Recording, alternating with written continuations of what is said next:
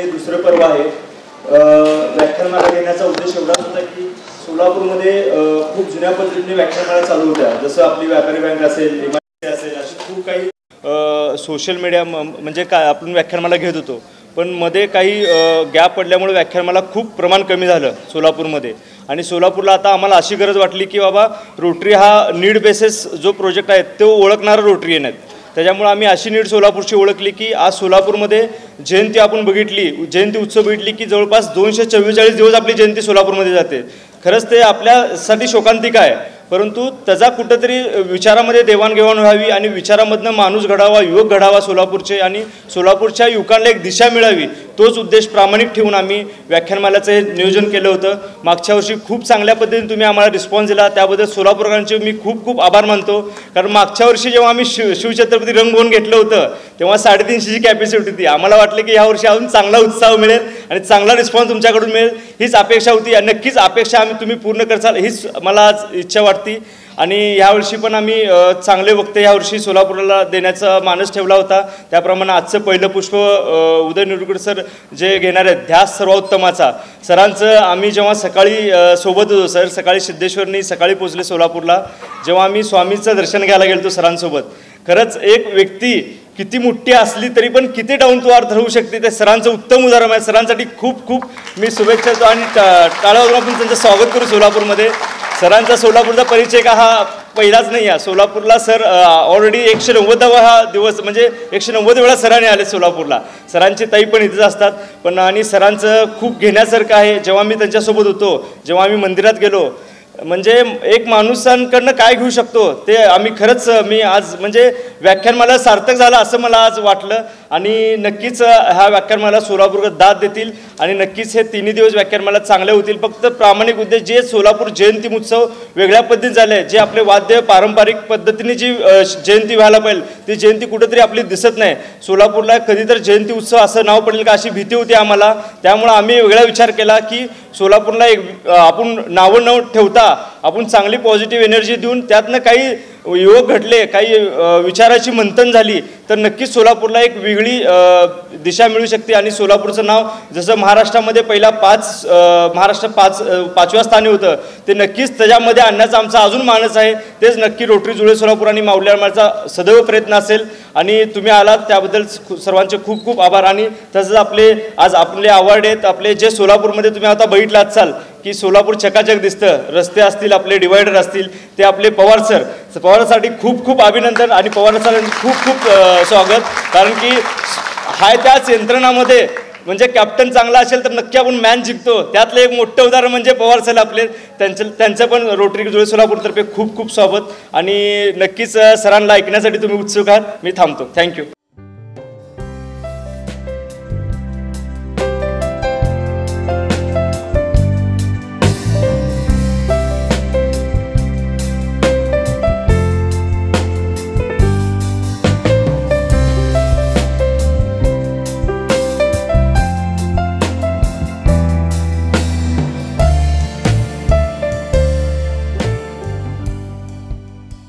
गेल्या काही वर्षी आम्ही डॉल्बी मुक्त सोलापूर या नावाने व्याख्यानमालेचे नियोजन सुरू केले। आज द्वितीय वर्षातील पहिले पुष्प या व्याख्यानमालेसाठी उदयजी गुंफणार आहेत। देणाऱ्याने देत जावे, घेणाऱ्याने ते घेत जावे व एक दिवस घेणाऱ्याने त्याचे हात घ्यावे या कवितेच्या संदर्भातच रोटरीचे कार्य द मॅजिक ऑफ रोटरी सामावले आहे।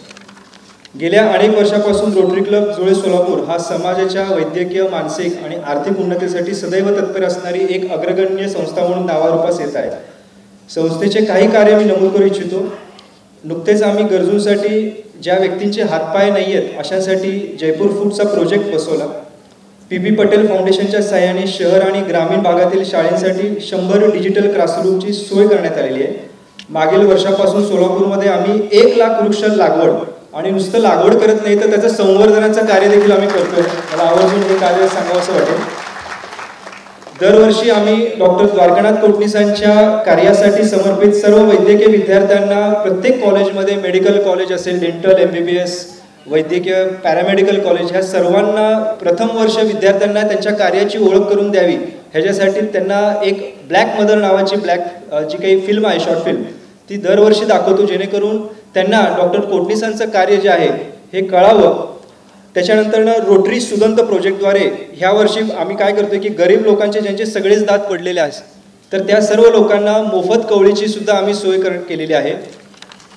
नुकतेच 3132 डिस्ट्रिक्ट शेगाव येथे परवा मागच्या आठवड्यात कॉन्फरन्समध्ये मेंबरशिप डेव्हलपमेंटमध्ये व सर्वाधिक वुमन अपलोड केल्याबद्दल आम्हाला ट्रॉफी देऊन देखील सन्मानित करण्यात आले.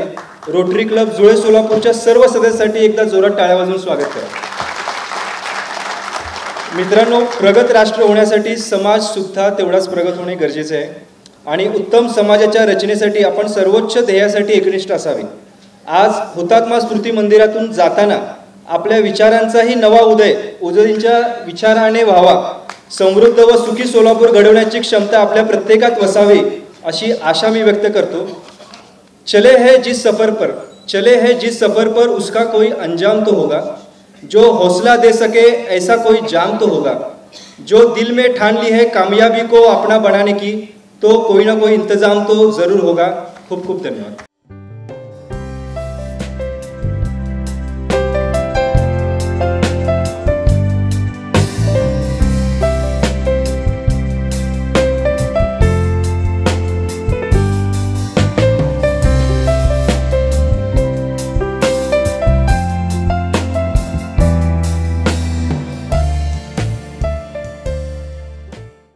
रोटरी क्लब ऑफ जुळे सोलापूर यांच्या वतीनं हुतात्मा स्मृती मंदिर या ठिकाणी आजचा जो हा उदयजी निरगुडकर यांचा व्याख्यानाचा कार्यक्रम ठेवला आहे. या प्रसंगी उपस्थित असलेले मंचावरील सर्व मान्यवर, सर्व रोटरियन्स, सर्व नागरिक, खरं पाहिलं तर मी इथं जॉईन होऊन 8 फेब्रुवारीला 3 महिने होतील आणि 8 नोव्हेंबरला मी जॉईन झालो. 23 नोव्हेंबरपर्यंत आचारसंहिता होती, त्यामुळं माझी या ठिकाणच्या अधिकाऱ्यांची देखील भेट होऊ शकली नाही, कारण त्यावेळी इलेक्शनची कामं होती. आणि ज्यावेळी आचारसंहिता संपली दुसऱ्या दिवशी आम्ही लगेच महापालिकेमध्ये, तोपर्यंत मी थोडासा शहराचा अभ्यास केला आणि 24 तारखेला बैठक घेऊन, तोपर्यंत माझ्या डोक्यामध्ये प्लॅन होताच, तो आम्ही आखला आणि 2 डिसेंबर ते 19 डिसेंबर हे आम्ही विशेष स्वच्छता मोहीम या शहरामध्ये राबवली. आणि त्यानंतर ही मोहीम आम्ही विशेष स्वच्छता मोहीम म्हणून ठेवली होती, परंतु आहे त्याच कर्मचाऱ्यामध्ये, आहे त्याच यंत्रणेवरती भार टाकून आम्ही हे फक्त नियोजन व्यवस्थित केलं आणि सोलापूरमधील जे मुख्य रस्ते आहेत 117 त्या रस्त्याची स्वच्छता केली आणि त्याला इतकं चांगलं यश मिळालं. नागरिकांनी देखील खूप चांगलं सहकार्य केलं आणि महानगरपालिकेमधील जी सर्व यंत्रणा होती ती सर्व यंत्रणा कामाला आली आणि त्याचं चांगलं फलित मिळालं. आता मुख्य रस्ते संपलेले आहेत. आता दुसरा फेज आम्ही 11 फेब्रुवारीपासून ते 25 फेब्रुवारीपर्यंत असं आम्ही त्याचं प्लॅनिंग केलेलं आहे. आणि या दरम्यान आम्ही जे उर्वरित संपूर्ण शहर आहे, अंतर्गत शहर असेल, गल्लीबोळ, हद्दवाढ भाग, या सर्व भागामध्ये ही मोहीम आम्ही राबवणार आहेत. याचा उद्देश हा आहे की एकदा जर आपण संपूर्ण स्वच्छता केली त्यानंतर ते मेंटेन करण्याची, ते सातत्य ठेवण्याची जबाबदारी महानगरपालिकेच्या सर्व कर्मचाऱ्यांची आहे. त्यामुळं एक ट्रिगर आहे हा आणि हा ट्रिगर खूप चांगला बसला आणि शहरामध्ये विजिबल स्वच्छता दिसली. यात माझं एकट्याचं यश नाही आहे, तर महापालिकेतील सर्व आमचे मान्य आयुक्त महोदय असतील, आमचे सर्व अधिकारी असतील, आमचे सर्व कर्मचारी असतील. आणि आत्ता फक्त आपण 10% पोहोचलेलो आहोत. आपल्याला इंदोरच्या धर्तीवरती संपूर्ण सोलापूर शहर इतकं स्वच्छ करायचं आहे की सोलापूर शहरामध्ये एंट्री केल्या कोणालाही असं वाटलं पाहिजे की आपण अत्यंत स्वच्छ शहरामध्ये एंट्री केलेली आहे. इंदोरला तुम्ही जर कधी गेलात तर इंदोर शहरामध्ये मी जास्त वेळ घेत नाही सर, आपल्या व्याख्यानासाठी सर्वजण या ठिकाणी आतुरतेने वाट बघत आहेत. अगदी मी आणखीन 2-3 मिनिट घेईन. इंदोर शहरामध्ये जर आपण कधी एंट्री केली, म्हणजे माझा अनुभव सांगतो मी इंदोर शहरामध्ये एंट्री केल्यानंतर त्या ठिकाणी टॅक्सीमध्ये बसलो आणि टॅक्सीमध्ये बसल्यानंतर आम्ही काही बोलायच्या अगोदर तो जो टॅक्सी ड्रायव्हर आहे तो सांगायला लागला की आमचं शहर जे आहे हे भारतामध्ये सगळ्यात स्वच्छ शहर आहे, सुंदर शहर आहे. म्हणलं असं काय तुम्ही करता बाबा स्वच्छ शहर करण्यासाठी? तर तो म्हणे आम्ही सर्वजण मिळून या शहराला स्वच्छ ठेवतो आणि तुम्ही जर आता खाली कागद टाकला तर तो मी तुम्हाला टाकू देणार नाही आणि आम्ही स्वतः जाऊन तो कागद उचलतो. म्हणजे त्या टॅक्सी ड्रायव्हरची ही मानसिकता. त्यानंतर मी तिथे 56 म्हणून एक त्या ठिकाणी फूड स्टॉल आहे, त्या ठिकाणी गेलो होतो. तर त्या ठिकाणी देखील इतकी गर्दी होती, परंतु रस्त्यावरती कुठंही काही साधा रॅपर, चॉकलेटचा रॅपर दिसलं नाही. सहज दुकानदाराला विचारलं मी की इतक्या स्वच्छ तुम्ही हे मेंटेन करता, हे कसं काय शक्य आहे?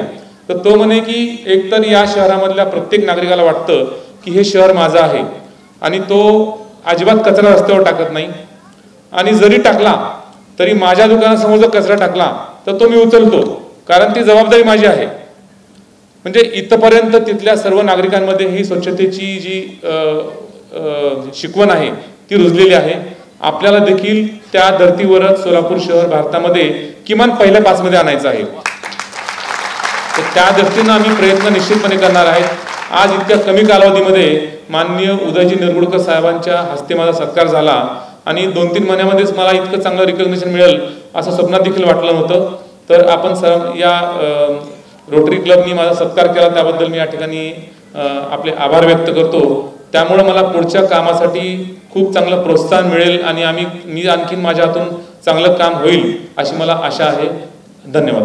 खरं तर मला परिचय करण्यासाठी राहुलनी सांगितलं, ज्याचा परिचय सोलापूरकराला नाही तर नव्हे तर महाराष्ट्राला नाही तर अख्ख्या भारताला त्यांच्या वाणीतून, शब्दातून, त्यांच्या अभ्यासातून सगळ्यांनाच आहे.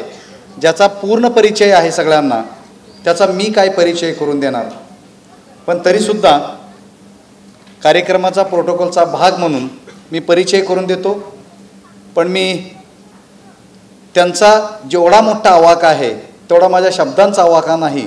त्यामुळे मी त्यांनाच तुम्ही ऐका आणि त्यानंतर तुमच्या मनाची दारं खुली करून आपण एका प्रेरणेनं प्रेरित होऊन आपण सोलापूरसाठी चांगलं करण्यासाठी पुढे जाऊया. मी सरांना भेटल्यानंतर जे मला थोडक्यात जाणवलं ते सांगतो. प्राजक्ताची फुलं गुंफताना दोरासुद्धा सुगंधित होत जातो, त्याप्रमाणे चैतन्यमय माणसात राहिल्यानं मन सदैव प्रसन्न व टवटवीत राहते. प्रत्येक घरात आणि समाजात सुद्धा अशा प्रकारची माणसं असतात. त्या माणसापैकी किंवा त्या परिस्पर्शापैकी असे एक उदय सर आहेत. त्यामुळे आपल्याला तो जो त्यांचा परिस्पर्श लाभतोय आणि त्यांच्या संपर्कात येऊन आपण विचारानं, ज्ञानाच्या अमृतकणाने भरल्याशिवाय राहणार नाहीत एवढं मात्र निश्चित आहे. सरांना अनेक देशांची स्कॉलरशिप मिळाली होती. त्या स्कॉलरशिप मिळाल्यानंतर त्यांनी प्रचंड असं त्या संशोधनात्मक काम केलं. माणूस एखाद्या क्षेत्रामध्ये अतिशय उत्तम आणि उत्कृष्ट असतो, पण सर अनेक क्षेत्रामध्ये उत्कृष्ट आणि चांगलं छान काम केलं. त्यासाठी म्हणून पुणे विद्यापीठानं मॅनेजमेंट या विषयात डॉक्टरेट ही पदवी त्यांना दान केली. त्यामुळे डॉक्टर उदय निरगुडकर ते आहेत. वैद्यकीय क्षेत्रातला डॉक्टर फक्त माणसं तपासतो, प्राणी, पक्षी, जंगल, जंगलातली माणसं, माणसातली जंगलं या सगळ्यांचा अतिशय उत्तम आणि चांगल्या पद्धतीनं त्याचा अभ्यास करून त्याच्यावरती उत्तम आणि चांगलं भाष्य केलं. Sir strategic IT, use of IT, TQ, business process, री इंजिनिअरिंग या विषयावरील 4 पुस्तकांचं सरांनी संकलन केलेलं आहे. खऱ्या अर्थानं लोकल ते ग्लोबल या निवडणूक जिंकण्यासाठी सर्व काही या पुस्तकाचं, तसं CEO या कादंबरीचं लेखन सरांनी केलं आहे आणि त्याची झलक आम्हाला मगाशीच मिळाली. सोलापूर आम्हाला जेवढं माहीत नाही तेवढं उत्तम आणि चांगल्या पद्धतीनं सरांना माहीत आहे. खूप मोठा परिचय आहे. त्यातला शेवटचं मी सांगतो. सध्या सर काय करतायत, सध्या लोकांना प्रेरित करण्याचं सर काम करतायत. सध्या देश विदेशातील विद्यापीठ, साहित्य संस्था, संशोधन संस्थांमध्ये कार्यरत. NHPC या भारत सरकारच्या महत्त्वाकांक्षी नवरत्न स्वतंत्र प्रकल्पामध्ये सर संचालक म्हणून काम करतायत. खूप मोठा असणारा परिचय. माझ्या परीने मी थोडक्यात तुम्हाला करून देण्याचा मी प्रयत्न केला आहे. आपण त्यांच्या शब्दातून आजच्या व्याख्यानातून हा सगळा ओहापोह साधून घेऊ. मी सरांना शुभेच्छा देतो आणि थँक्यू सर. नमस्कार. माझा आवाज शेवटपर्यंत पोहोचतोय? थँक्यू. सर्वप्रथम मी रोटरी क्लब जुळे सोलापूर यांचे आभार व्यक्त करतो. विशेषतः माऊली झांबरे आणि अमित गायकवाड ज्यांच्या सातत्यपूर्ण आग्रहावरून मी या शहरात आलो. हे खरं आहे, त्यांनी सांगितलं ते की एखाद्या शहराशी आपली नाळ जुळते. मी हा सहज कॅल्क्युलेट करत होतो, साधारणतः 190 वेळा मी या शहरात आलो आहे. इथल्या जवळपास प्रत्येक व्याख्यानमालेत आणि शाळेत भाषण झालेलं आहे.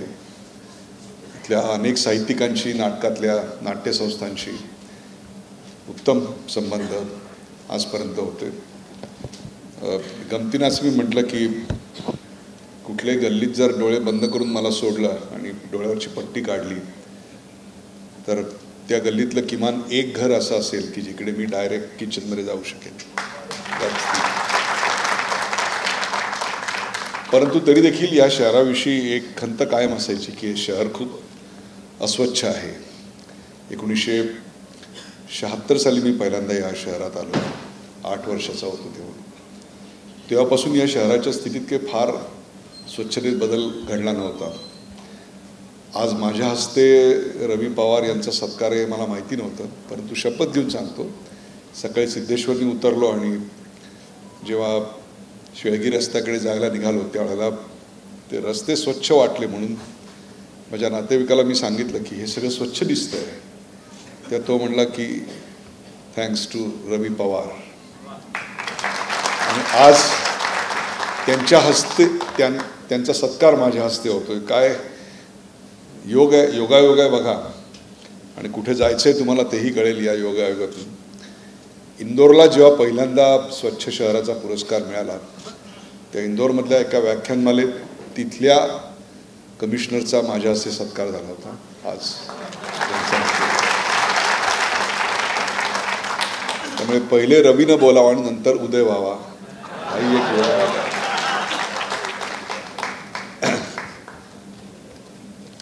हा जो सर्वोत्तमाचा ध्यास आहे तो हाच आहे. मी जिथे काम करेन तिथे माझ्या कामाची छाप सोडेन. ते अधिक सुंदर, अधिक स्वच्छ, अधिक चांगलं, अधिक कार्यक्षम करेन असं वाटणारे 100 अधिकारी जरी महाराष्ट्राला लाभले तरी फ्लेक्सवरच्या हसऱ्या नेत्यांपेक्षा जनतेचे हसरे नेते आम्हाला पाहायला मिळतील. जनतेचे हसरे चेहरे जर पाहायचे असतील तर अशा अधिकाऱ्यांची गरज आहे. आजपर्यंत सोलापूर हे फ्लेक्सवरच्या हसऱ्या नेत्याकरता प्रसिद्ध होतं, यापुढे स्वच्छ प्रसिद्ध असेल. आता त्यांनी सांगितलं की समाजामध्ये परिवर्तन करण्याकरता ही व्याख्यानमाला आहे. सुरुवातीला एक सूचना करावीशी वाटते की परिवर्तन जर करायचं असेल तर एक फार चांगली इथे प्रथा चालू केली. विझणारा दिवा आमच्या हातून लावण्यापेक्षा मग ती टेन्शन येतं. आपण लावलेली जी समई असते ती आपल्या समोरच विझते हो कार्यक्रमात. मग त्याचं बटनवरचं पंख्याचं कुठेच सापडत नाही आणि सगळे पंखे बंद होतात, तो चालू राहतो फक्त. असे म्हणजे काय होणार. त्याच्यापेक्षा वाढत जाणारी, वर्धिष्णू होणारी तुळस तुम्ही आज आणखीन मोठी केली. हे कारण तुळस वातावरण शुद्ध करते. या गावातल्या एका सुपुत्राला, रहिवाशाला, मारुती चित्तमपल्ली यांना भारतातला सर्वोच्च असा 4थ्या क्रमांकाचा नागरी पुरस्कार जाहीर झाला. त्या निमित्ताने एक सूचना इथे करावीशी वाटते आणि ती सूचना म्हणजे कृपया त्यांचे पुतळे वगैरे उभारायला जाऊ नका.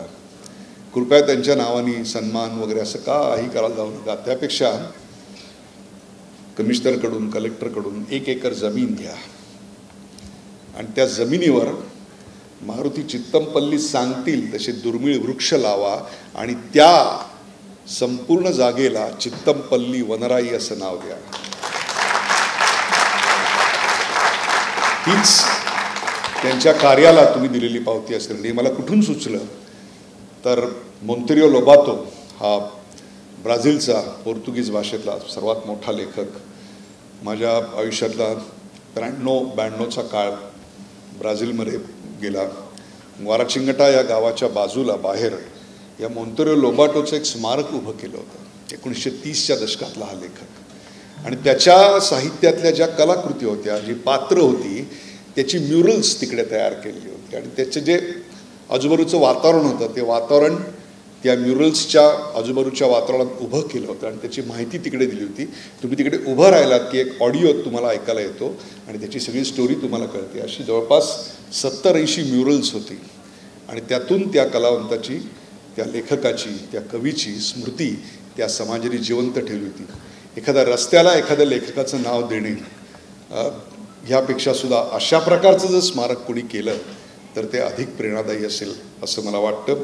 सोलापूरमध्ये अनेक चांगले उपक्रम होत असतात.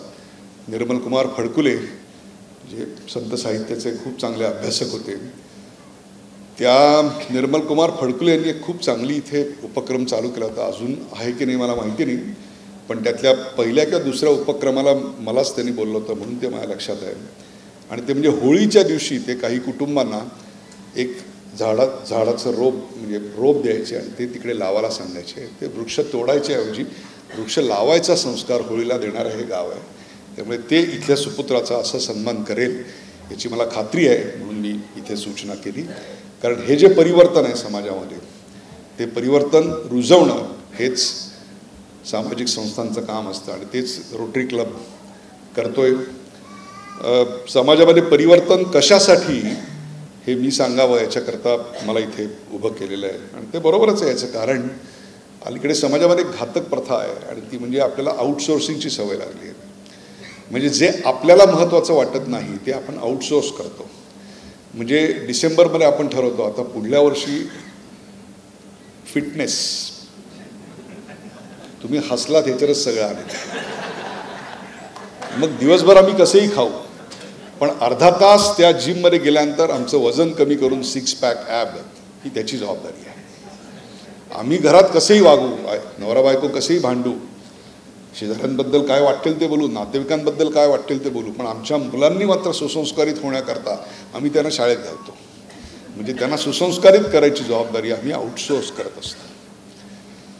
ही आउटसोर्सिंग इतकं घातक आहे तुम्हाला सांगतो की we shirk our responsibilities, we just give our responsibilities.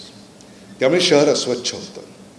जेव्हा मला वाटतं हा माझा रस्ता आहे तेव्हा तोंडातून थुंकलं जाणार नाही तुम्हाला सांगतो.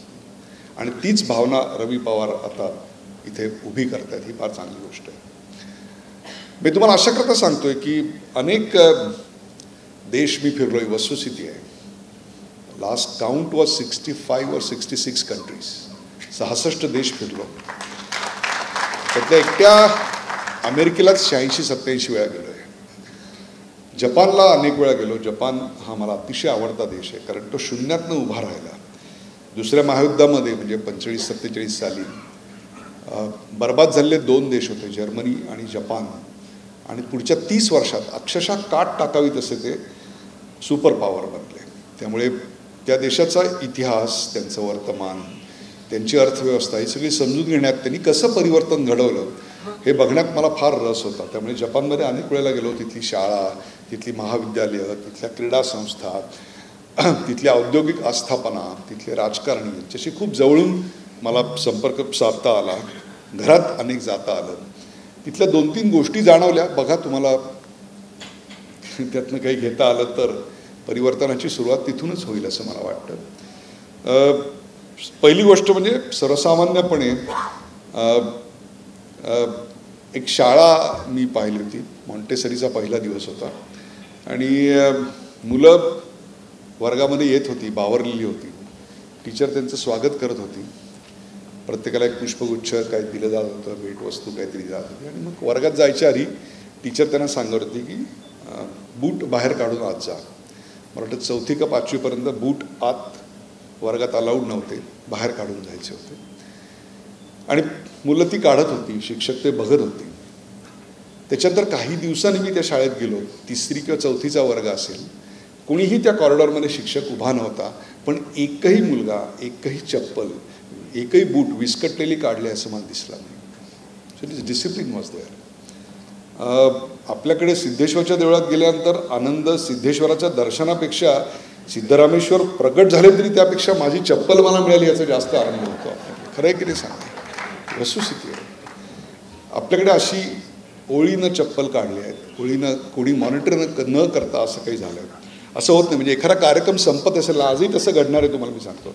नंतर पसायदान किंवा राष्ट्रगीत असेल ना, त्या पसायदानाचं आपल्याला काही नाहीच आहे तुम्हाला सांगतो. निम्मी लोक उठून जातात.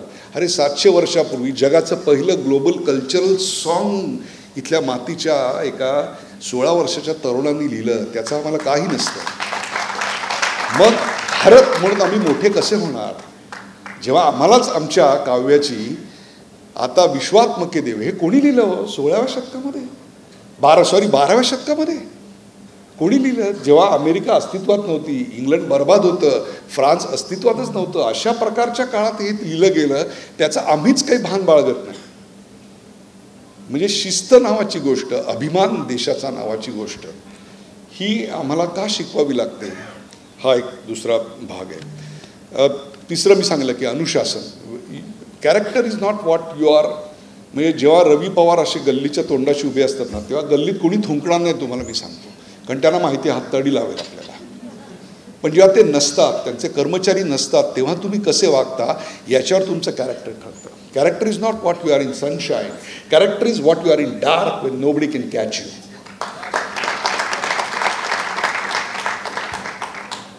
जपानी माणूस मला असं कधी आढळलं नाही. एकदा तिथे खूप भूकंप होतात आणि भूकंप झाल्यानंतर काय करायचं याचा प्रोटोकॉल एकदाच शिकवला गेलेला आहे आणि तो प्रोटोकॉल अगदी क्लिअर आहे.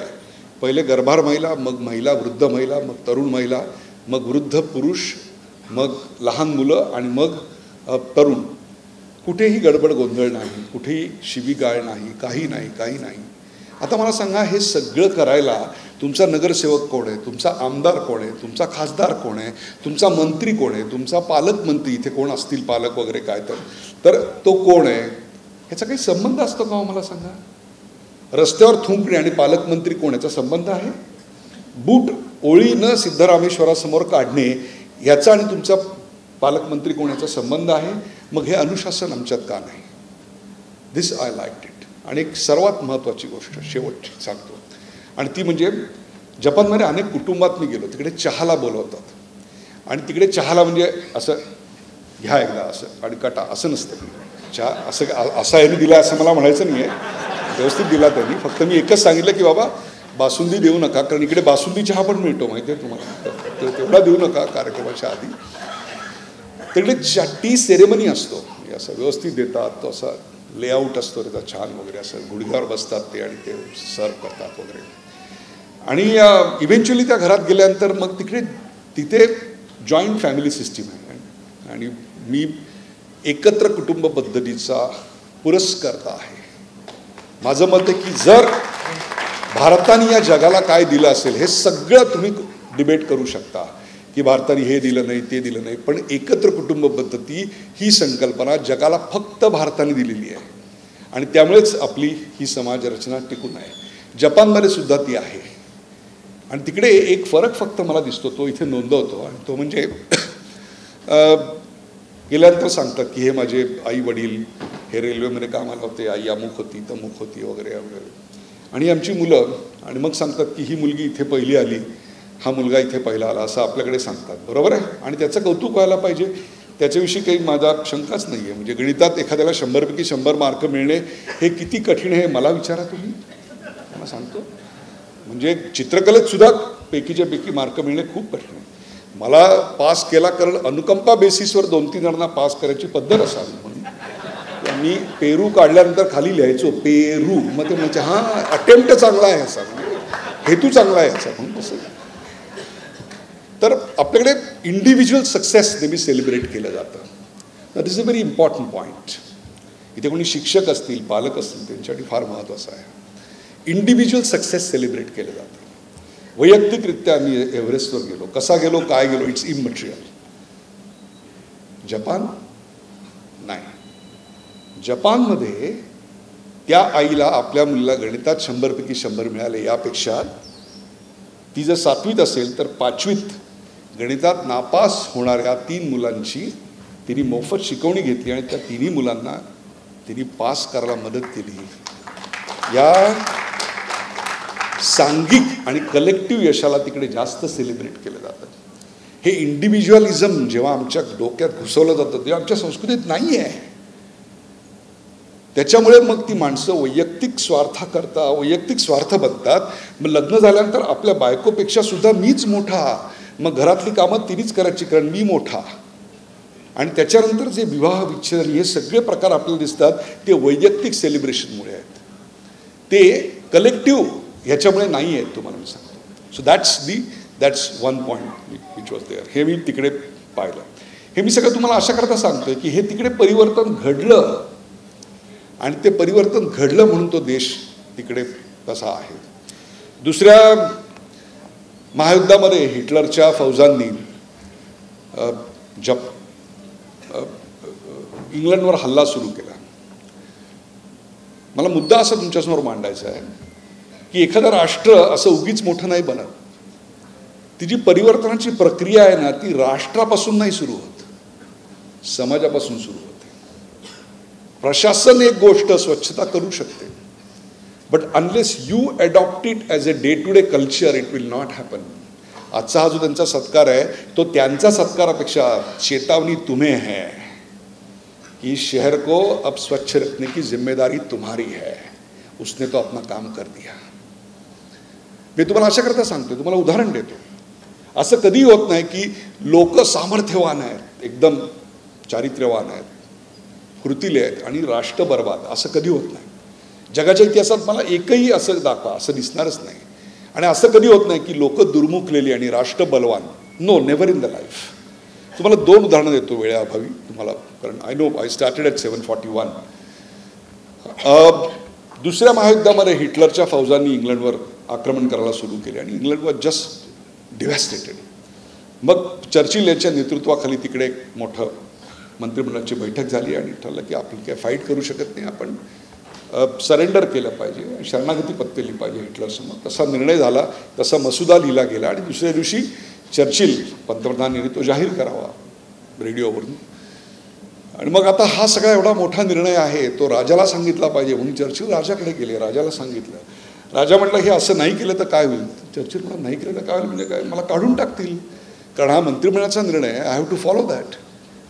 ते म्हणजे नाही, तुम्हाला निवडलं कोणी पंतप्रधान, मंत्रिमंडळाने का जनतेने. तर नाही, मला जनतेने निवडलं.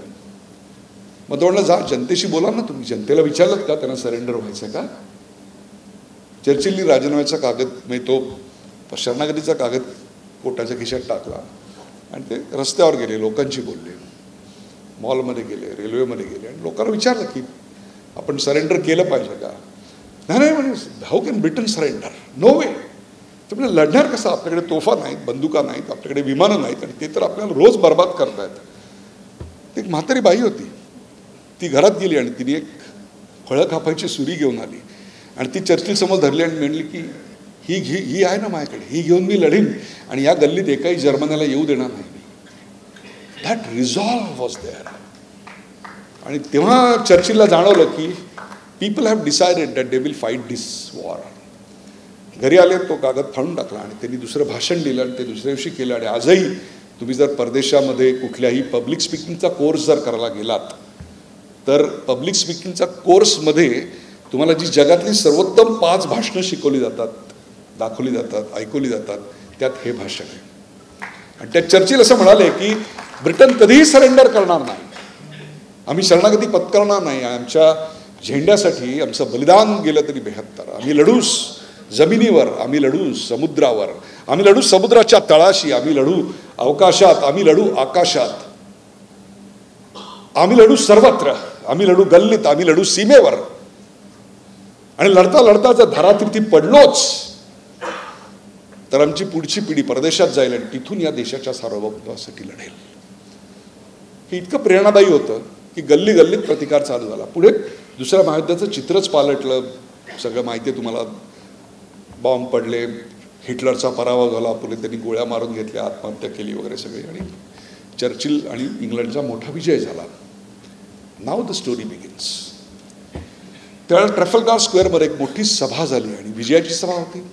अर्थात the war hero was Winston Churchill, the prime minister of England, आणि त्याच्याच सन्मानार्थ ही सभा होती आणि ते सगळ्यांनी त्याच्या स्तुतीसुमनं उधळली. काय तुमचं ते नेतृत्व, काय तुमचं कर्तृत्व, आणि त्याहीपेक्षा काय तुमचं वक्तृत्व, काय तुमची सिंहगर्जना.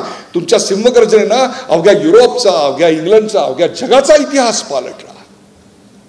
त्या सिंहगर्जनेनं हे सगळं घडलं.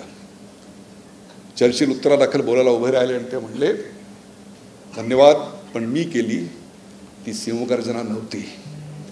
मी केली ती सिंहगर्जना नव्हती, मी केली ती गर्जना होती. सिंह जर कोण असेल तर ती ब्रिटनची जनता आहे. त्यांनी ठरवलं की परिवर्तन करायचं आहे, म्हणून हे सगळं घडलं. जेव्हा समाज ठरवतो तेव्हा राष्ट्र उभं राहतं.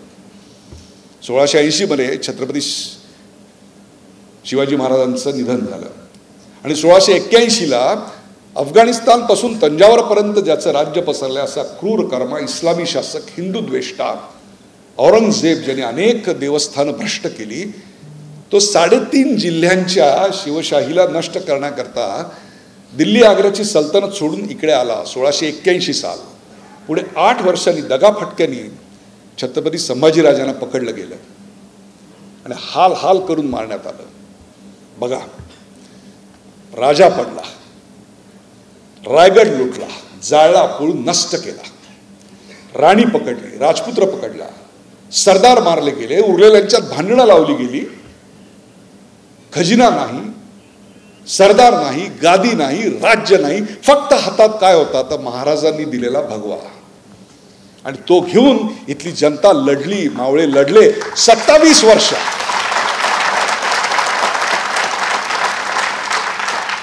एक दोन नाही, 27 वर्ष. आणि जगातल्या सर्वात क्रूर कर्मा शक्तिशाली सम्राटाला त्यांनी इथेच नमवलं आणि त्याची कबर इथेच औरंगाबाद छत्रपती संभाजीनगरच्या बाजूला इथे घातली. जेव्हा समाज ठरवतो ना आपण लढायचं, परिवर्तन करायचं, तेव्हा परिवर्तन घडतं. हा तो सर्वोत्तमाचा ध्यास आहे. पण जेव्हा समाजच खचलेला असतो तेव्हा कितीही संधी समोर असली तरी राष्ट्र उभं राहत नाही. 1757 प्लासीची लढाई. सिराजुद्दौलाकडे 50,000चं सैन्य होतं आपल्या, आणि समोर होता ईस्ट इंडिया कंपनीचा रॉबर्ट क्लाइव्ह, 3,000चं सैन्य. 50,000 विरुद्ध 3,000. लढाईचा निकाल स्पष्ट होता. पण रॉबर्ट क्लाइव्हनी त्या 50,000मध्ये जात पात धर्म पंथ याच्यातून मतभेद माजवले, भांडणं लावली, एकमेकांविषयी संशय निर्माण केला. हिंदू सारा एक ही जी त्यावेळची भूमिका होती त्याला छेद देणारी एक विचारधारा पसरवली. त्याच्या पलीकडे जाऊन भ्रष्टाचारातून आपण कोणासाठी लढतोय, का लढतोय निर्माण केला. आणि परिणाम काय झाला? 3,000च्या फौजेनी 50,000च्या फौजेचा पराभव केला आणि 1757 साली हा देश गुलामीच्या विळख्यात अडकला. तो 1947 म्हणजे 190 वर्ष. इतिहासकारांनी त्या प्रसंगाचं वर्णन लिहून ठेवलंय. प्लासीची लढाई आहे आणि त्यात त्यांनी लिहून ठेवलं की 3,000च्या फौजेने मिरवणूक काढली विजयाची आणि ती बघायला दोन्ही बाजूला लाखो लोक होती. अरे त्यातल्या 3,000नी जरी पायाखालचा दगड उचलून मारला असताना तरी देश गुलाम होण्यापासून वाचला असता. आपण मन खचली, मनगट खचली, राष्ट्र गुलाम झालं. और उसकी क्या कीमत चुकाई मालूम आहे? पुढे 18व्या शतकामध्ये इंग्लंडमध्ये लंडनला जेव्हा मेट्रोचं काम सुरू झालं तेव्हा त्याला प्रचंड पैसा लागणार होता. पार्लमेंटमध्ये प्रश्न विचारला गेला की हे पैसे आपल्याकडे नाही आहेत. ते म्हणजे नॉट टू वरी, भारतातून येणार आहेत. किती लुटलं असेल आपल्याला? ती लूट $45 ट्रिलियन एवढी मोठी आहे. आजची आपली अर्थव्यवस्था $4.5 ट्रिलियन आहे. म्हणजे जर खिशात 100 रुपये असतील तर 1000 रुपयाकरता तुम्हाला लुटलं गेलं. का? लम्हों ने खता की थी, सदियों ने सजा पाई. सर्वोत्तमाचा ध्यास, एक समाज एक क्षण विसरला त्याची काय किंमत आपण मोजली हे लक्षात घ्या. ही लोकशाही आहे. राजेशाही असते तेव्हा यथा राजा तथा प्रजा असतं, परंतु लोकशाहीमध्ये यथा प्रजा तथा राजा असतं. People get the government they deserve. आणि म्हणून मला असं वाटतं की आपल्या सगळ्यांसमोर एक विषय मांडावा आणि तो म्हणजे ध्यास सर्वोत्तमाचा. त्यांनी सांगितलं ते खरं आहे की इतके देश मी फिरलो, प्रत्येक वेळी येताना मनात एक खंत असायची की अरे सगळं असून हा आमचा देश असा गरीब दळभद्री का? काय आमच्या नशिबात लिहिलेलं विकसनशील, याच्या आधी तर गरीब आणि काहीही नसलेले देश मी छटाकभर देश पाहिले तुम्हाला सांगतो. अहो काही देश तर एवढे छोटे आहेत की त्या कुंभमेळ्यातला एक घाट आहे ना, त्या घाटावर जेवढ्या लोकांनी एक दिवशी आंघोळ केली ना तेवढा अख्खा देश आहे फिनलंड नावाचा, आणि टेक्नॉलॉजिकली आपल्या पुढे आहे. त्याच्या निम्मा आहे तो नॉर्वे नावाचा देश. पनामाचं पॉप्युलेशन 40 लाख आहे, तेवढे तर साला सकाळी वेस्टर्न रेल्वेनी चर्चगेटला येतात हो अंधेरीहून. पण तो देश आणि त्यांची टेक्नॉलॉजिकल रेव्होल्युशन, तिथली एज्युकेशन स्टँडर्ड हे आपल्यापेक्षा चांगलं. हे सगळं पाहिल्यानंतर खंत वाटायची आणि वाटायचं की हे आपल्या देशात असं का नाही, आम्ही का कायम विकसनशील म्हणून जगायचं. आत्तापर्यंत मला वाटत होतं. आणि त्याच वेळेला समोर एक विषय येतो, तो म्हणजे 2047 सालचा भारत. त्या 2047च्या भारतामध्ये सुद्धा आम्ही विकसनशील म्हणूनच असणार आहोत. Bharat can become $5 trillion economy. पण सोलापुरातून 8 उत्तम इंजिनिअरिंग कॉलेजमधून जर मुलं शिकून नोकरीसाठी, अन्नासाठी, अभ्युदयासाठी बँगलोर, हैदराबाद आणि पुण्याला जात असतील तर त्याला आपण विकास म्हणणार आहोत का? Think about it.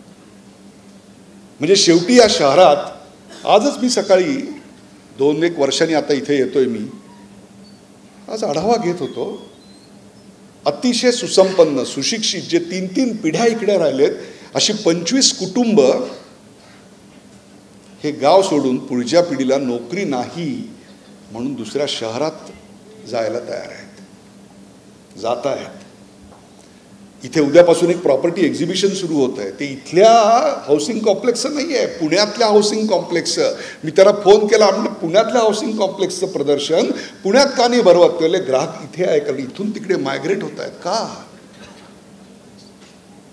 म्हणून मी मगाशी म्हटलं नेत्यांचे चेहरे हसून चालणार नाही, जनतेचा चेहरा असायला पाहिजे.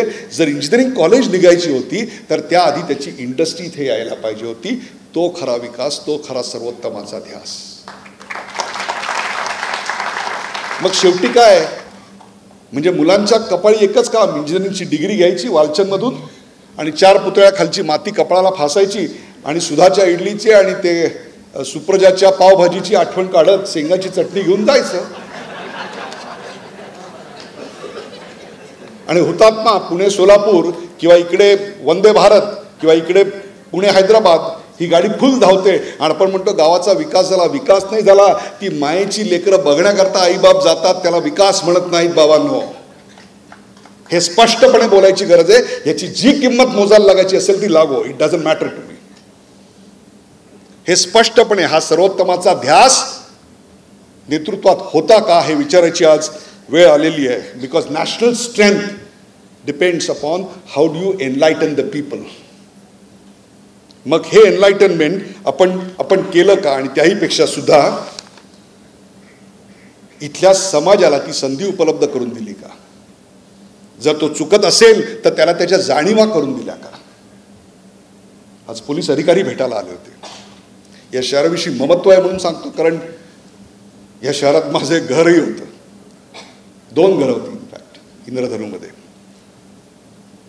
काय सांगावं पोलीस अधिकाऱ्यांनी मला, 250 पेक्षा अधिक दिवस या गावात मिरवणुका निघतात. इज दिस मिरवणूक कॅपिटल ऑफ इंडिया? 250 पेक्षा अधिक दिवस जर या गावात मिरवणुका निघत असतील तर कुठली इंडस्ट्री इकडे येणार आहे मला सांगा? हे कमी व्हायला नको? लोकांना एकीकडे 90 तास काम करायला पाहिजे असं नारायण मूर्ती सांगतायत, असं LNTचे चेअरमन सांगतायत, आणि आम्ही इकडे 265-60 दिवस एवढ्या मिरवणुका काढतोय. Something needs to be change within us. हा सर्वोत्तमाचा ध्यास आम्हाला घ्यावा लागेल. एक वेळेला ज्याला आपण वस्त्रोद्योगाची राजधानी म्हणत होतो, आज त्या राजधानीतली सगळी धुरांडी बंद पडली. आणि इथे असणारी आर्थिक सुबत्तेची मायेची चादरसुद्धा आमच्या हातून निघून गेली आणि हातात काय उरली असेल तर छोटीशी लंगोटी, आणि त्याच्यावर हे गाव स्वतःला टिकवायचा प्रयत्न करत आहे. आणि त्यातून अशा वैचारिक संमेलनांची इथे गोष्टी होतात. म्हणून मी इकडे अमितच्या सांगण्यावरनं, माऊलीच्या सांगण्यावरनं आलो की हे बळ आपण द्यायला पाहिजे. तरुणांना, इथल्या उद्योजकांना हे मार्गदर्शन करायला पाहिजे. याचं कारण ही आर्थिक विषमता किती भीषण आहे तुम्हाला सांगतो. UNDPचा एक रिपोर्ट आहे माझ्याकडे, आज मुद्दाम तुमच्यासाठी आणला आहे. 2023 सालचा 6 नोव्हेंबर 2023, म्हणजे काय फार जुना नाही आहे. India is top 10 amongst income equality.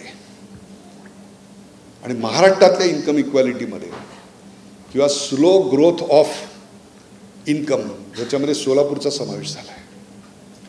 ही फार चांगली गोष्ट आहे, अशातला भाग नाही मित्रांनो. कनेक्टिव्हिटी आहे, सगळं आहे, बेस्ट एज्युकेशन सिस्टीम आहे, बेस्ट मेडिकल कॉलेजेस आहेत.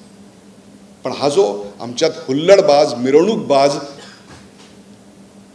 हे शहर डॉल्बीचं आहे की काय मला वाटायला लागतं काही काळाने. हे सगळं आम्हाला पुनर्विचार आणि पुनर्मांडणीसाठी काही करायला भाग पाडतं. याचं कारण आता काळ फार बदलला मित्रांनो. हा जर सर्वोत्तमाचा ध्यास या पुढच्या पिढीपर्यंत आपण पोहोचवला नाही तर भीषण अवस्था होईल. आणि हे फक्त तुमच्या गावात घडते असं समजू नका. मी आता इथे आहे म्हणून तुमची उदाहरणं दिली, परवा सांगलीला होतो तेव्हा त्यांची उदाहरणं दिली. Don't think that I am targeting you please. सांगलीमध्ये एका शिक्षण मोठा समूह आहे, गेलो तर ट्रस्टींनी ओळख करून दिली. हे लॉ कॉलेजचे प्रिन्सिपल, हे काय याचे प्रिन्सिपल, त्याचे प्रिन्सिपल, आणि एक हे आमच्या प्रायमरीच्या मुख्याध्यापिका, आणि त्यांच्या बाजूला एक बाई बसले होते. त्या म्हणजे सायक्रेटिस्ट आहेत. म्हटलं सायक्रेटिस्ट, मला वाटलं काय ट्रस्टींची पत्नी वगैरे असेल. ते म्हणे हे फुल टाईम काम करतात. फुल टाईम काम करतात प्रायमरी शाळेत. 3रीतल्या 2 मुलांनी मागच्या वर्षी आत्महत्या करायचा प्रयत्न केला म्हणून आम्ही आता फुल टाईम सायक्रेटिस्ट ठेवले. Something is rotten. आणि यापेक्षा वेगळी परिस्थिती इकडे असेल तर ती चांगलीच गोष्ट आहे, परंतु ह्यावर तातडीनं केलं पाहिजे. याचं कारण या देशाने सर्वोत्तमाचा ध्यास घेतल्याची शेकडो उदाहरणं माझ्यासमोर आहेत. आणि तशीच सरकारचीही धोरणं आहेत. मी आत्ता लोकसभेच्या निवडणुका झाल्यानंतर 2.5 महिने इंग्लंड अमेरिकेत होतो आणि ते डेटा पॅक विकत घेतला. अरे घाम फुटला यार, पैसे देताना आपल्यापेक्षा 14 पट जास्त किंमत द्यावी लागली. किती? 14% नाही, 14 पट. इथे सर्वात कमी किमतीत तुम्हाला आज डेटा मिळतोय, त्याच्यात व्हॉइस आहे आणि सगळं आहे. छोट्या छोट्या लोकांना बिझनेस करायची एक अभूतपूर्व संधी या चीप डेटामुळे आपल्याला मिळते, चीप इंटरनेटमुळे आपल्याला मिळते. आणि त्याच्या आधारावरच direct business, direct benefit transfer असेल, जनधन आधार असेल, आणि या ट्रिनिटीच्या आधारावरचे जे उद्योग आहेत त्यांच्या मागे आज इन्व्हेस्टर्स हात धरून उभे आहेत. इथे जी मुलं आहेत त्यांना माझं आव्हान आहे की ज्या कोणाला जनधन, आधार आणि मोबाईल याच्यावर एखादा ॲप डेव्हलप करायचा असेल तर त्याच्याकरता इन्व्हेस्टर्स आत्ता पैसे टाकायला तयार आहेत. आणि त्यातले काही इन्व्हेस्टर्स हे एंजल इन्व्हेस्टर नाही आहेत, म्हणजे टाकले तर परतावा मागणारे पण नाही आहेत. ते बोले हम डालते गया तो गया, लेकिन तू कर, 10 में से 1 तो आगे जाएगा. याचं कारण 16व्या शतकामध्ये 4 वंशांनी जगावर राज्य केलं. ब्रिटन, फ्रेंच, डच, पोर्तुगीज. याचं कारण त्यांनी समुद्रावर राज्य केलं.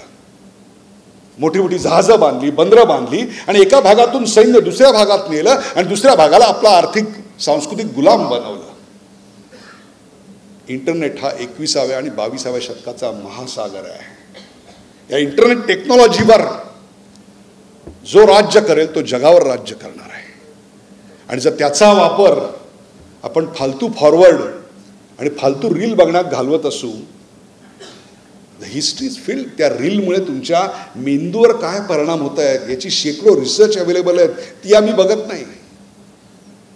पण आम्ही बघतो ती रील्स की ज्याच्यातनं तुम्हाला काही मिळत नाही. इथे अल्गोरिथम आहे त्याच्या मागे, तुमचा मेंदू कॅप्चर करायचं, तुम्हाला पंगू बनवायचं. हे एक आंतरराष्ट्रीय षडयंत्र आहे आणि त्याला सगळे तरुण बळी पडत आहेत. आणि ह्याचा वापर करून आपल्याकडे काय अफलातून, तुम्हाला मी सांगतो, संशोधनं चालली आहेत. मी सांगणार आहे ती नंतर.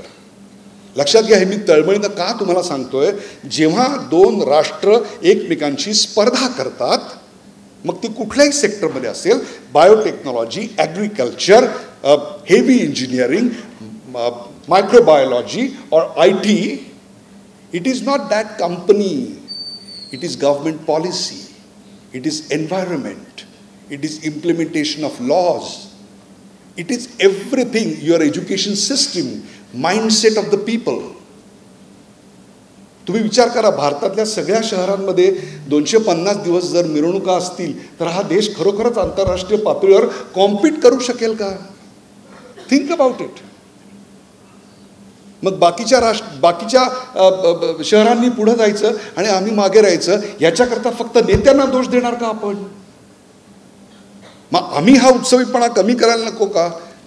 ती जी आंतरराष्ट्रीय पातळ्यांची स्किल सेट आहेत, ती स्किल सेट आम्ही मिळवायला नको का? मग त्याचं मार्गदर्शन शाळा कॉलेजांमध्ये व्हायला नको का? आंतरराष्ट्रीय स्पर्धेची जाणीव आम्हाला व्हायला नको? आंतरराष्ट्रीय प्रोडक्ट हवीत, आंतरराष्ट्रीय सगळे कपडे आणि मोटरसायकल आम्हाला हव्यात. मग आंतरराष्ट्रीय स्किल सेटमध्ये तुम्ही चिनी माणसाच्या समोर उभे राहू शकणार आहात? 18 तास घोड्यासारखे काम करतात. मी चीनमध्ये कंपनी चालवलेला माणूस आहे, तेव्हा ते कुठलीही तक्रार करत नाहीत. मग आमच्याकडे हा सर्वोत्तमाचा ध्यास आम्हाला का मिळवता येत नाही? लक्षात ठेवा, बल्क ड्रग्स म्हणजे फार्मास्युटिकल आणि heavy engineering, IT, artificial intelligence, जर कोणाला त्याच्यात करिअर करायचं असेल तर नंतर येऊन भेटा, मी तुम्हाला आर्टिफिशियल इंटेलिजन्समधल्या रोजगाराच्या आणि एक्सलन्सच्या संधी सांगेन. आणि हे सगळं अनुभवातून आलेलं आहे. हे मी तुम्हाला अशा करता सांगतोय, अगर ये चांस हमने गमा दिया ना 25 साल का, तो ये दोबारा 1000 साल नहीं आने वाला. आणि हे टाळ्यांचं वाक्य नाही आहे, कोणी राजकारणी तुम्हाला सांगणार नाही आहेत. They are interested in your roads. I am never going to contest elections at Solapur, but I want you to win for this country. तुम्ही सगळ्यांनी एक अमृतकाल नावाचा शब्द ऐकला असेल, पंतप्रधान मोदींनी अनेकदा वापरला. त्या अमृतकालचा अर्थ आपल्याकडे असा भेजामध्ये पसरला आहे चुकीचा, आणि तो म्हणजे 75 ते 100चा प्रवास. नो, तो केवळ एक संख्यात्मक प्रवास आहे. What he was indicating was different. वयाचा सूर्य पश्चिमेच्या क्षितिजावर मावळत असताना भारत तरुण होतोय, चीन तरुण होतोय. पण 1970 साली चीननी 1 चाइल्ड पॉलिसी आणली आणि त्याच्यामुळे चीन आता वृद्ध होतोय आणि भारत अजून पुढची 25 वर्ष तरुण असणार आहे. या तरुणाईला जर आपण रिलेव्हंट स्किल्स दिली नाहीत तर जगाचं स्किल कॅपिटल व्हायची संधी आपण गमावू आणि 1947 नंतर आपणही वृद्ध व्हायला लागू, तेव्हा आपल्या हातात काम करण्यासारखं काहीच नसेल. जर ही 25 वर्ष आपण चांगली एज्युकेशन पॉलिसी, चांगली शहरं आणि हे जर असं गमावत असू, या शहरातून माणसं घाऊकरित्या इंजिनियर व्हायचं आणि हा देश हे शहर सोडायचं, हे जर असं चालू राहिलं तर याची अवस्था एक दिवशी साऊथ कोरियामधल्या सारखी होईल. साऊथ कोरियाचं मॉडेल आपल्याला परवडणारं नाही आहे. 93% तिथे फक्त 3 शहरामध्ये राहतात लोक, आणि उरलेली लोक जी 70-60च्या वरची आहेत ती खेडेगावात राहतात. आणि त्याच्यामुळे एक विभक्त तुटलेला समाज येतोय. मी आज काही तुमच्या शहरातल्या अशा सिनियर सिटीजन्सकडे गेलो होतो ज्यांची मुलं जॉब अभावी एक्सलन्स करण्याकरता बाहेर गेली आणि त्या एकाकीपणामुळे त्यांना गंभीर रोग झालेत. हे सगळं टाळायचं असेल तर या शहराच्या समृद्धीकरता म्हणून इथे काहीतरी चांगलं येणं, हा सर्वोत्तमाचा ध्यास प्रत्येक मुलामध्ये आला पाहिजे. फेल्युअरची भीती लहानपणापासून मनात बसवायची की सर्वोत्तमाचा ध्यास कोणी घेणारच नाही. मी ह्याच्यावर झोपलो तर मी पडू शकतो, हो पडू शकतो, इथे झोपलो तर पडूच शकत नाही. अरे पण फेल या शब्दाची व्याख्या माशेलकरांनी इतकी सुंदर केली आहे, तुम्हाला सांगतो. FAIL, that is first attempt in learning.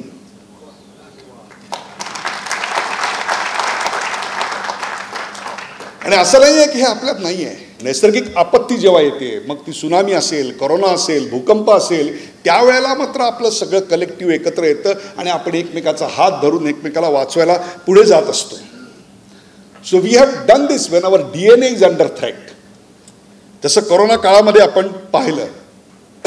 कशाला? त्यापूर्वी 21 नोव्हेंबर 1963 आपण जेव्हा पहिला आर्यभट्ट लॉन्च केला तेव्हा किती दारिद्र्य असावं त्या डिपार्टमेंटचं. अहो त्या जिथे तो बनवला गेला तिथून ज्या सॅटेलाईटवर म्हणजे अग्निबाणावर तो उडवायचा होता ते अंतर पार करायला आपल्याकडे गाडी नव्हती त्या डिपार्टमेंटमध्ये. कुठे लावला असेल माहिती आहे का? तो सायकलच्या कॅरियरला लावून नेलाय. आणि तिथून आपण सुरुवात केली. आणि आज 2017 सालची गोष्ट आहे, किती लोकांना आठवत असेल मला माहिती नाही, एका अग्निबाणावर 104 सॅटेलाईट बसवले आपण. तन्मणीमध्ये आपण हिरे बसवतो ना तसे. आणि ते 104 ऑर्बिटमध्ये सोडले गेले with different angles and different speed. आणि हे कुठे? हे अवकाशात, हजारो मैल वरती. आणि ही टेक्नॉलॉजी फक्त भारताकडे इतके चीप म्हणून भारताने ती विकून लाखो डॉलर्स कमावले. It's not that it is not within us, परंतु ते आम्ही आमच्या दैनंदिन जीवनाचा भाग करत नाही. भारताचं वैशिष्ट्य सर्वोत्तमाच्या ध्यासाचं हे आहे की इकडचा जो ध्यास आहे ना तो चंगळवाडी श्रीमंतांसाठी नाही आहे मित्रांनो. एक हॉलिवूडचा पिक्चर ज्या किमतीत बनतो त्यापेक्षा कमी किमतीत आमचं मंगळयान मंगळाच्या जवळ जाऊन पोहोचतं. आणि त्यातली सर्वात महत्वाची गोष्ट 70% त्या संशोधकांमध्ये महिला होत्या. आज जे समान संधी बोलतात पण हे त्यांच्यासाठी म्हणून सांगतो, 70% महिला होत्या. पण दुर्दैव आहे की त्यातल्या कित्येकींची लग्न होत नव्हती कारण कुंडलीत त्यांच्या मंगळ होता. I always say that this is a 10x country. This is 10x country. 10 times better. 10 पट चांगलं आणि 10 पट कमी किमतीत आपण हे करायचं. आणि असं अनेक मुलांनी केलेलं आहे. तुम्हाला मी सांगतो, इंटरनेटवर बाकी सगळं पाहिलं असेल. प्रशांत गाडे नाव कोणी पाहिलं का? हात वर करा. प्रशांत गाडे. एकानी 1-2 पाहिले असतील, बस संपलं. प्रशांत गाडे या मुलांनी काय केलं? डिप्लोमा इंजिनिअरिंगचा विद्यार्थी होता. कट पेस्ट कॉपी पेस्ट करून पास व्हायचा कंटाळा आला. काय संशोधन, काय सर्वोत्तमाचा ध्यास आहे बघा. वेदना आहे सर्वोत्तमाच्या ध्यासाच्या प्रेरणेशी. माझं आव्हान आहे की ही आपल्या घराघरातल्या तरुणाला ही वेदना आपण का देत नाही, या वेदनेची जाणीव का करून देत नाही. या मुलांनी पाहिलं, एका मुलीला हात नाहीये, एका मुलीला पाय नाहीये आणि सगळं जीवन एक अपाहिज, सगळ्या जीवनाच्या आशाच मारल्या गेलेला. का तर आर्टिफिशियल आणायचं असेल परदेशातनं हात किंवा पाय, 40 लाख रुपये किंमत, कहाँ परवडेगा. आणि असे किती हात पाहिजेत आम्हाला? 140 कोटीच्या भारतामध्ये जन्मामुळे किंवा अपघातामुळे असे 2 कोटी लोक आहेत. या परवडेगा 40 लाख हर एक को? या मुलांनी ध्यास घेतला, शिक्षण सोडलं, एक प्रोजेक्ट तयार केला, IIT कडे गेला, IITने हकलून दिला. त्या रात्री मुंबईमध्ये समोर फुटपाथवर झोपला. का? खिशात पैसे नव्हते पण पोटात आग आणि डोळ्यात स्वप्न होतं. दिस इज सर्च ऑफ एक्सलन्स. आणि काय स्वप्न होतं? मला पैसे नाही मिळवायचे, तर मला असा हात आणि पाय निर्माण करायचा जो हात आणि पाय या देशातल्या गरीबाला परवडेल असा असेल. 3 वर्ष सतत अपयश. आणि मग जयपूर फूटवाल्यांनी स्कॉलरशिप दिली. काय प्रिन्सली स्कॉलरशिप आहे, 10,000 रुपयाची. 10,000त खाणार काय, राहणार काय. 7 किलोमीटर दूर जयपूरपासून राहायला जागा मिळाली. हा पठ्ठा रोज 7 किलोमीटर चालत जायचा, 7 किलोमीटर परत यायचा, 1 वेळेला जेवायचा आणि रात्री पाणी पिऊन झोपायचा. पण ध्यास एकच, अफोर्डेबल लेग, अफोर्डेबल हँड. आणि 40 लाखाचा हा 3 वर्षाच्या अथक फेल्युअर नंतर आणि परिश्रमानंतर त्यांनी डेव्हलप केला. 40 लाख का 30 लाख में खरीदोगे? नहीं परवडेगा. 20 लाख में 15, 10, 5, 1. मित्रांनो, त्यांनी 12,000 ते 40,000 हे सगळे डेव्हलप केले. मला सांगा, याच्यासाठी तुम्ही काय काय म्हणणार तुम्ही या एक्सेलन्सला? पण ह्याच्या स्टोरीज इंटरनेटवर आम्ही कधी पाहिलेल्या नाही आहेत. हा सर्वोत्तमाचा ध्यास कधी आम्ही बघत नाही. आम्ही भलत्याच गोष्टी बघत राहतो, भलतंच फॉरवर्ड करत राहतो, नाही तर फेसबुकवर लाईक करत राहतो. लाईक हे लाईकचं प्रकरण एवढं बेकार आहे तुम्हाला सांगतो. परवा एका आमच्या पत्रकार मैत्रिणीचे आजी गेली 86 वर्षाची, तिने फेसबुकवर टाकलं. मी गेलो दर्शनाला. ती म्हणली, सर कसं कळलं तुम्हाला? म्हटलं तू फेसबुकवर लिहिलंस ना? हो म्हणे, तासाभरात 300 लोकांनी लाईक केलं. अगं म्हटलं गधडे, लाईक केलंय, लाईक म्हणजे मरो, रोज मरो तुझी आजी. गल्लीत विचारत नाही कुत्रा आणि फेसबुकला 5000 मित्र.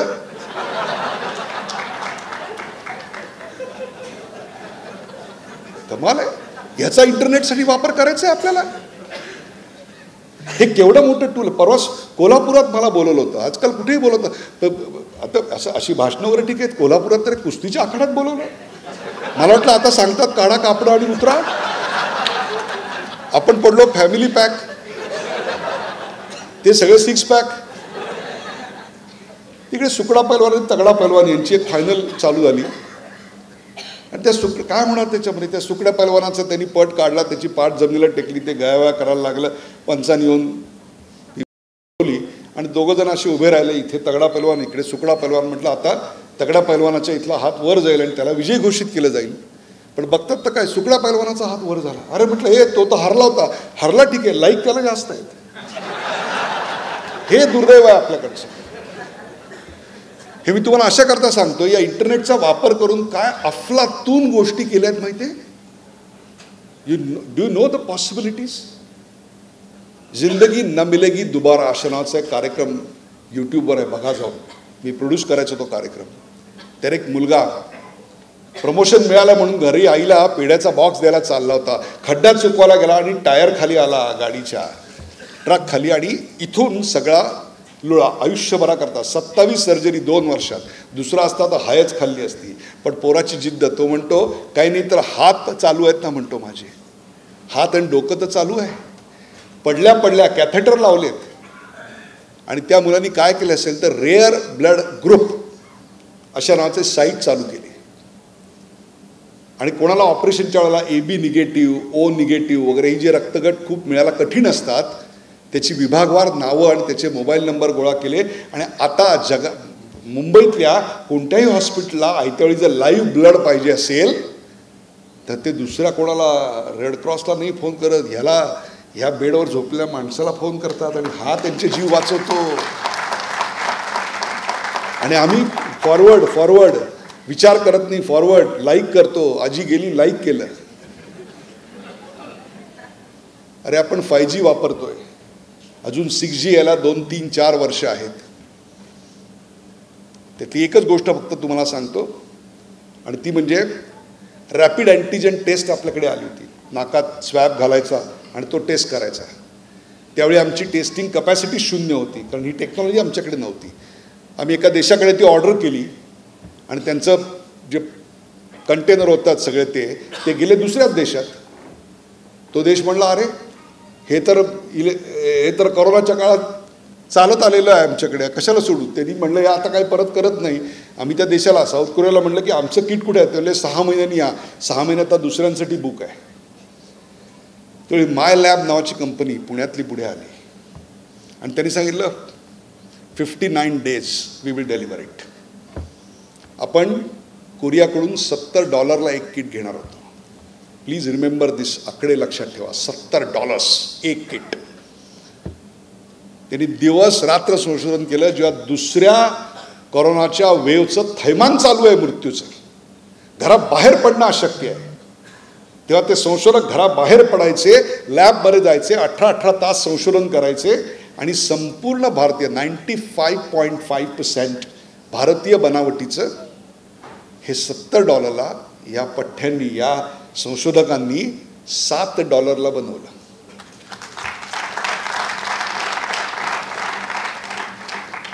ही इन्स्पायरिंग स्टोरी तुम्ही कधीच वाचणार नाही मीडियात, कारण राजकारण्यांनी हे काय म्हटले आणि सकाळी भांडूपच्या राजांनी काय म्हटले हे आपण जास्त ऐकत असतो. मी तुम्हाला अशा करता सांगतोय हे की 59व्या वर्षी, त्या 59व्या दिवशी त्या संशोधक टीमची प्रमुख एक 28-30 वर्षाची महिला होती. त्या महिलेने ते संशोधन सबमिट केलं, ॲक्सेप्ट केलं अथॉरिटीजनी, येस, आणि we will replicate this in millions. आम्ही काही दिवसात हे लाखो बनवू शकतो. This is a great innovation. दुसऱ्या दिवशी कोरोनाचा कहर चालू असताना त्या महिलेला, संशोधक प्रमुख महिलेला हॉस्पिटलमध्ये ॲडमिट केलं गेलं आणि तिने एका सुंदर गोंडस बाळाला सकाळी जन्म दिला. बाहेर मृत्यूचं थैमान चालू असताना तुमच्याकरता जीवनाचं वरदान मागण्याकरता ती विज्ञानाची आराधना करत होती, म्हणून तिला मातृत्वाचं वरदान मिळालं. This is excellence in my opinion. आणि तीच गोष्ट वॅक्सिनची आहे. फायझरची वॅक्सिन घ्यावी, हजारो लाखो डॉलरची, म्हणून आंतरराष्ट्रीय दबाव. पण ज्यांनी 7वी पर्यंत चप्पल पाहिलेली नाही आणि मातृभाषेत शिक्षण घेतलं, ज्या कोणाला आपण मातृभाषेत शिक्षण घेतोय आणि खेडेगावात जन्माला आलो याच्याबद्दल खंत आणि लाज वाटत असेल ना, त्यांनी ही स्टोरी वाचा, ऐका. त्यांनी 18 महिन्यात डेव्हलप केली आणि लस, आणि ती 1/50th कॉस्ट. त्यांची 50 रुपयाला तर आपली 1 रुपयाला. आणि ती काय ॲडमिनिस्टर केली आपण? 200 कोटी लस आपण 18 महिन्यात दिल्या. आणि फक्त स्वतःला नाही दिल्या, तर 100हून अधिक राष्ट्रांना फुकट दिल्या. तुम भी क्या याद करो. या देशाच्या पंतप्रधानाच्या वाढदिवसाला 2,67,00,000 एका दिवसात केले. मी सहज कॅल्क्युलेट करत होतो.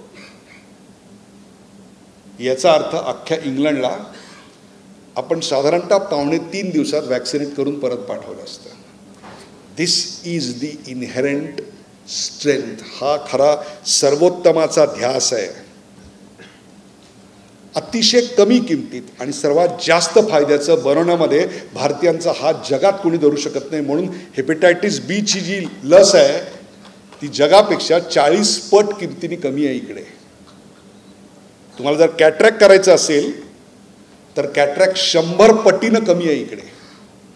जर ओपन हार्ट सर्जरी करायची असेल तर ती अमेरिकेपेक्षा 30 पट कमी आहे इकडे. एक लक्षात घ्या, हा देश खूप बदलला तो केवळ सर्वोत्तमाच्या ध्यासामुळे आणि तो मूठभर संशोधकांच्या प्रेरणेमुळे. तुमच्यातले असे कित्येक जण असतील की जे फोनसाठी 5-5 वर्ष थांबलेले आहेत ना, आज त्यांचीच मुलं आणि नातवंड मोबाईल वापरतायत आणि अमेरिकेतल्या मित्र मैत्रिणीबरोबर आणि भावाबरोबर व्हिडिओ कॉलवर बोलत आहेत. हे रेव्होल्युशन आपल्या समोर झालं आहे. त्यामुळे पटकन चंगळवादी श्रीमंती याच्याकरता या देशानं कधी काम केलं नाही, तर आम्ही काम केलं ते सर्वसामान्यांचं दुःख दूर व्हावं, हाच आमच्या सर्वोत्तमाचा ध्यास होता. ची 3 उदाहरणं देतो, करोनाच्या काळातली देतो. मला करोना काळ हा शब्दच चुकीचा वाटतो. तो संशोधनाचा सर्वोत्तम काळ आहे. केरळमध्ये 3 मुलं होती इंजिनिअरिंगची. ते तर इंजीनियरिंग के स्टूडेंट है तो कान खोल के सुन लेना कि आप लोग क्या कर सकते हो. तिने एक समस्या पाहिली की मॅनहोल असतं ते भरून वाहत होतं. मग काय करतो आपण? महानगरपालिकेला फोन करतो. महानगरपालिका येते, त्यांचे सफाई कर्मचारी येतात, ते मॅनहोल उघडतात, ते वाहायला लागतं पुन्हा. मग ते आतमध्ये फावडं घालतात, हे घालतात, पहारी घालतात, काही साफ होत नाही. मग शेवटी ती माणसं आत उतरतात आणि बाहेर येतात तेव्हा सगळं अंग घाणीनं बरबटलेलं असतं. घाण तुमची असते, पण नाकाला रुमाल आपण लावतो आणि म्हणतो काय घाण आहे. आणि ते सगळं साफ करून कुठेतरी महानगरपालिकेचा नळ शोधाला भर बाजारातून ही माणसं चालत जातात. आणि तो वास असह्य होऊन शेवटी संध्याकाळी कच्ची दारू पितात आणि 40शीला मरून जातात. त्याहीपेक्षा त्यांची मुलं जेव्हा शाळेत जातात तेव्हा शिक्षक विचारतात, सांगा बघू प्रत्येकाचे वडील काय करतात. कोण म्हणतो लॉयर आहे, कोण म्हणतो दुकानदार आहे, कोण म्हणतो चार्टर्ड अकाउंटंट आहे. आणि यांच्या मुलांनी काय सांगायचं? आमचा बाप रोज घाणीत उतरतो आणि दारू पिऊन मरतो. No dignity to labour. त्या मुलांनी ठरवलं आपल्या इंजिनिअरिंगचं, मेकॅनिकल, इलेक्ट्रिकचं ज्ञान काय उपयोगाचं. आत्तापर्यंत मिळालेले वाढदिवसाचे पैसे गोळा केले, शिक्षकांनी मॅचिंग ग्रँट दिली, गावातल्या धनिकांनी मदत केली. आणि त्यांनी काय संशोधन केलं असेल? 2-3 वर्षाच्या अथक अपयशानंतर त्याने एक ट्रायपॉड स्टँडवरचा रोबो उभा केला. आता हॉलमध्ये माणूस जात नाही, रोबो जातो, रोबो साफ करतो आणि घाण बाहेर काढतो. त्याहीपेक्षा सुद्धा शाळेत जेव्हा त्यांची मुलं जातात आणि शिक्षक विचारतात सांगा बघू तुमचे वडील काय करतात, तेव्हा कोण म्हणतो वकील आहेत, कोण म्हणतो डॉक्टर आहे, कोण म्हणतो चार्टर्ड अकाउंटंट. यांची मुलं म्हणतात आमचे वडील रोबो ऑपरेटर आहेत. दिस इज, ह्याला मी सर्वोत्तमाचा ध्यास म्हणतो की माझ्या व्यतिरिक्त जो अधिक पीडित आहे, अधिक दलित आहे, त्याच्यासाठी म्हणून माझं संशोधन असेल. अशी 2-3 नावं आहेत. राहुल रस्तोगी. त्या राहुल रस्तोगींनी आपल्या जवळच्या एका नातेवाईक महिलेला हार्ट अटॅकनी जाताना पाहिलं. डॉक्टर म्हणले की आधी सिम्पटम होते, तिला कळलं नाही. कसं कळणार? खेडेगावात राहत होती. खेडेगावात ECG कोण काढणार, आणि काढला तरी कळणार कोणाला? त्यांनी त्याच्यावर काम करायला सुरुवात केली आणि त्यांनी एक संकेत डिव्हाइस म्हणून ॲप तयार केलं. 4500 रुपयाला ॲमेझॉनवर आत्ता उपलब्ध आहे. त्याच्यात तुम्ही तुमचे 2 अंगठे ठेवायचे आणि तुमचा डेटा त्याच्यात लोड होतो आणि 15 सेकंदानंतर तुमचा ECG निघतो आणि तो डॉक्टरला तुम्ही पाठवलात की डॉक्टर सांगतो whether you are heading for heart attack or not. 4500 रुपयाला युनिट आहे. फक्त एका टेस्टची किंमत खूप जास्त आहे. तुम्हाला सांगतो 5 रुपये पर पर्सन. मला सांगा हे काय संशोधन आहे? इज इट बेस्ट टेक्नॉलॉजी और इज इट नेक्स्ट टेक्नॉलॉजी? ही ती नेक्स्ट टेक्नॉलॉजी. मिस्किन इंगवले नावाचा मुलगा आहे, तुमच्याच वयाचा आहे मित्रांनो. तिने एक समस्या पाहिली. खेडेगावांमध्ये महिला अशक्त असतात आणि तसंच ते डिलिव्हरी करतात आणि ते पण मूल तसंच जन्माला येतं आणि देन त्यांना जगवण्याची जबाबदारी अर्थव्यवस्था आणि देशावर येते आणि त्यातनं मग सगळ्या सबसिडी आणि अमुक तमुक सगळ्या गोष्टी येतात आणि मग ते बर्डन असतं. त्यांनाही ते आवडत नसतं. पण तिचा अशक्तपणा, ॲनिमिया शोधणार कसा? खेडेगावामध्ये सिरिंज कुठून आणणार? ते ती जंतुविरहित कशी असणार? पुन्हा ते ब्लड सॅम्पल सोलापूरला आणणार कसं? ह्या मुलांनी ही समस्या ओळखली आणि एक असं इन्स्ट्रुमेंट तयार केलं. हे बघा, हे असं 4500 रुपयाला ॲमेझॉनवर उपलब्ध आहे. मी दाखवीन नंतर. त्याच्यावर फक्त बोट ठेवायचं, 1 मिनिटानंतर बीप वाजते आणि इथे खिडकीमध्ये तुमचं हिमोग्लोबिन किती ते कळतं. कोणतंही प्रिक घ्यायची गरज नाही आणि ते किती चांगलं आहे हे मी सांगायला नको. लॅन्सेट हे जगातलं मेडिकल रिसर्चला वाहिलेलं, सर्वोत्तम संशोधनाला वाहिलेलं असं मॅगझिन आहे. त्यांनी सांगितलं 2ऱ्या महायुद्धानंतरचं हे सर्वोत्कृष्ट संशोधन आहे. मिस्किन इंगवलेनी केलं, आपल्या मातीचं आहे. तुम्हाला किती अशा गोष्टी सांगू मी की ज्या आपल्या इथल्या मुलांनी हा सर्वोत्तमाचा ध्यास घेतला. 2024च्या सुरुवातीला आपल्याकडे कोचीनमध्ये एक गोष्ट घडली. आपण ती बातमी अशी उलटून टाकतो. पंतप्रधानांनी हायड्रोजन बोटीचं उद्घाटन केलं. मला ती बातमी फार महत्त्वाची वाटली. 3 महिने मी त्या मॅन्युफॅक्चरला चेस करत होतो. शेवटी तो सापडला. म्हटलं 3 महिना जवाब क्यों नाही दिया? तुला काय करू? इथपर्यंत तो एका आठवड्यात मला 300 बोटींची ऑर्डर आली. भारतातल्या अंतर्गत जलवाहतुकीचं चित्र किती वेगानं बदलणार आहे बघा. 1200 कंपन्यांनी मागच्या 12-15 वर्षामध्ये या देशात R&D सेंटर्स उघडले आहेत. आज जो हा मोबाईल आहे ना, हा मोबाईल 2010 साली 100तले 98 चीनमध्ये बनायचे. आज काढून बघा मागची बाजू, 100तले 98 मनेसर हरियाणा इथे बनतात. सांगा, हे नाव तरी कधी ऐकलं होतं का तुम्ही? हे मी तुम्हाला अशा करता सांगतोय की गावानी आपला आउटलुक बदलला. जर कोणाला इथे इन्व्हेस्टमेंट करायची असेल आणि आम्ही काय ऐकतोय की इथे 260 दिवस उत्सव चालतात आणि अमुक आहे तमुक आहे, पीपल विल नॉट कम. हा सर्वोत्तमाचा ध्यास इथल्या समाजानी घेतला पाहिजे. याचं कारण it is a level playing field. जी इंटरनेटची कॉस्ट तुम्ही देताय तीच मुंबईतला माणूस देतोय, तीच कलकत्त्याचा माणूस देतोय. पण मग त्याचा सदुपयोग तो करतो आणि आपण जर करत नसू तर आपण मागे पडू आणि काळ कोणासाठीही थांबणार नाही आहे. द पेस विथ विच या देशात सर्वोत्तमाचा ध्यास काही वर्ग, काही मुठभर समाज दाखवतोय तो अचंबित करणारा आहे. टेलिव्हिजन जेव्हा आपल्याकडे आला तेव्हा पहिल्या 5 कोटी ग्राहकांपर्यंत त्याला पोहोचायला 50 वर्ष लागली. टेलिव्हिजनला 50 वर्ष लागली पहिले 5 कोटी ग्राहक यायला. यूट्यूबला 12 वर्ष, फेसबुकला 3 वर्ष, एक्सला 18 महिने आणि जिओ 83 दिवस. Can you imagine the pace with which this country is going? आज जगातली 46% ट्रान्झॅक्शन्स, पेमेंट ट्रान्झॅक्शन्स ही भारतात होत आहेत आणि विश्वास न बसण्याच्या वेगानं होत आहेत.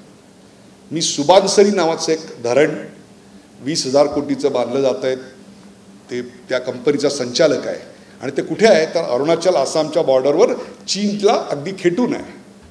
जंगल आहे खूप मोठं. तिथे मी जाऊन राहत होतो काही दिवस. मॉर्निंग वॉकची रोजची सवय. जंगल लागलं, तिथे शहाळेवाला दिसला. सवयीनं शहाळं मागितलं. पाणी पिताना लक्षात आलं त्याला पैसे नाही आहेत आपल्याकडे.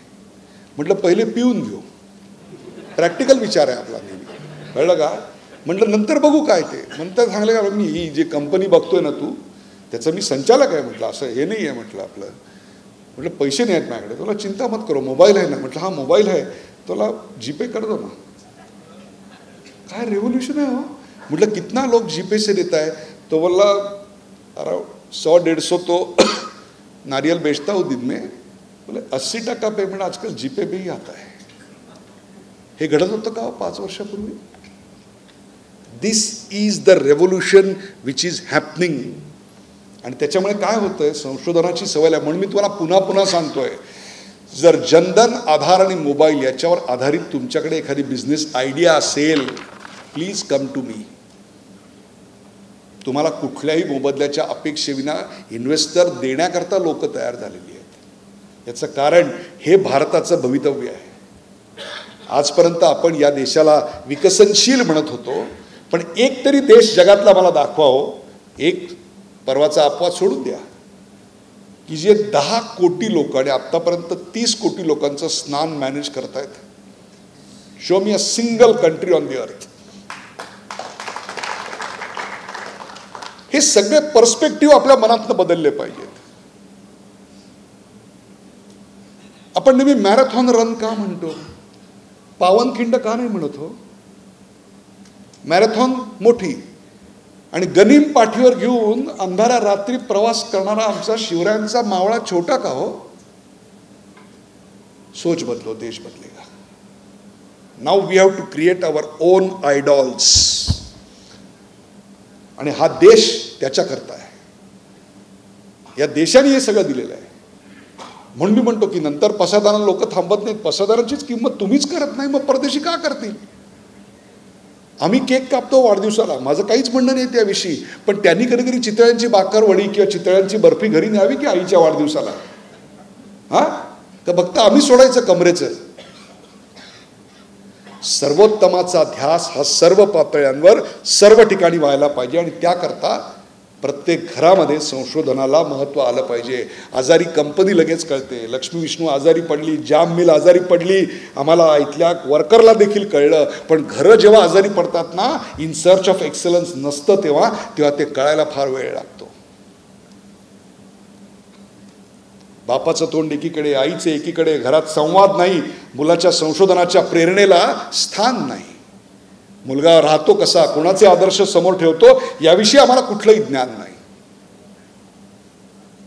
चर्चा फक्त जातीच्या आणि स्वतःच्या अभ्युदयाची. मग एक्सलन्स निर्माण होणार कसा? आणि काय अफलातून संधी आता उपलब्ध आहेत तुम्हाला सांगतो. काय काट टाकले. प्रत्येक देशाचा एक स्ट्रॅटेजिक ॲडव्हान्टेज असतो. जे कोणी इथे वाचक असतील त्याला सांगतो, एक मायकेल पोर्टरचं पुस्तक आहे, the competitive advantages of nation. नाव पुन्हा सांगतो, लिहून घ्या, the competitive advantages of nation, Michael Porter. जुनं पुस्तक आहे. कदाचित एखादीच कॉपी किंवा 2-4 कॉपी सोलापुरात असतील किंवा पुण्यात आप्पा बळवंत चौकात तुम्हाला मिळू शकतं. त्याच्यात 40-50 देशांनी शून्यापासून टॉपपर्यंत आपला प्रवास कसा केला याचा इतिहास आहे. प्रत्येक देशाची एक स्ट्रॅटेजिक कमॉडिटी असते. जशी ती सौदी अरेबियाची क्रूड ऑइल आहे. आणि ते तर निसर्गाने दिलंय, त्यात त्यांनी काय केलंय.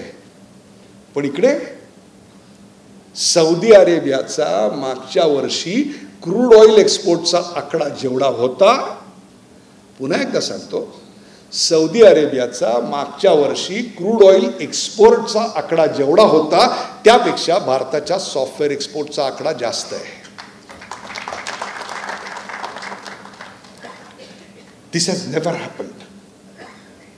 मला 96 किंवा 97 साल असेल, अर्जेंटिनाला चाललो होतो. रोम विमानतळावर विमान बदलण्याकरता म्हणून मी उतरलो आणि लक्षात आलं पुढे हवामान खराब आहे, त्यामुळे विमानं येत नाहीत आणि जात नाही. खूप तिकडे अनागोंदी माजलेली होती. कवठे महांकाळचा बसस्टँड असतो तशीच अवस्था होती, फक्त शिव्या वेगवेगळ्या भाषेत होत्या त्यामुळे कळत नव्हत्या. आणि मग जे नेहमी होतं ते चहा संपला, कॉफी संपली वगैरे वगैरे ते सगळं. मी आपलं ठरवलं आता इथून काय बाहेर जाणं तितके शक्य नाही. आपण आपल्या कोपऱ्यात गेलो, तिकडे एक मराठी पुस्तक वाचत बसलो. म्हटलं काय होईल तेव्हा होईल. थोड्या वेळांनी वाट काढत त्या गर्दीतनं एक जर्मन माझ्याकडे आला आणि मला म्हटलं हा लॅपटॉप चालत नाही, दुरुस्त करता का? आता आपण काय हार्डवेअर शिकलो नाही, थोडंफार सॉफ्टवेअर शिकलो आपण, बघू प्रयत्न करू. हातात वेळ मोकळा होता. 15-20 मिनटं खटपट केली, लट चालू झाला. खुश झाला. मला म्हटलं कॉफी पिणार का? अरे $1 न खर्च करता परदेशात कॉफी कोण सोडेल? म्हटलं चलो. मग तो जिथे बसला होता तिकडे वेंडिंग मशीन होतं. त्यांनी कॉफी ऑर्डर केली, आम्ही घेतली. बघतो त्याच्या बाजूला एक जर्मन बसला होता, एक चिनी बसला होता, एक जापनी बसला होता. त्या तिघांकडे लॅपटॉप आणि पॉमटॉप होते. मी म्हटलं अरे हे तुझ्या देशाचं आहे, हा तुझ्या बाजूचा, यांच्याकडे लॅपटॉप पॉमटॉप असताना ज्याच्याकडे हे असलं काहीही नाही, अशा माझ्याकडे तू शोधत का आलास? तुला तुझ्याकडे आलो याचं कारण तू भारतीय दिसलास.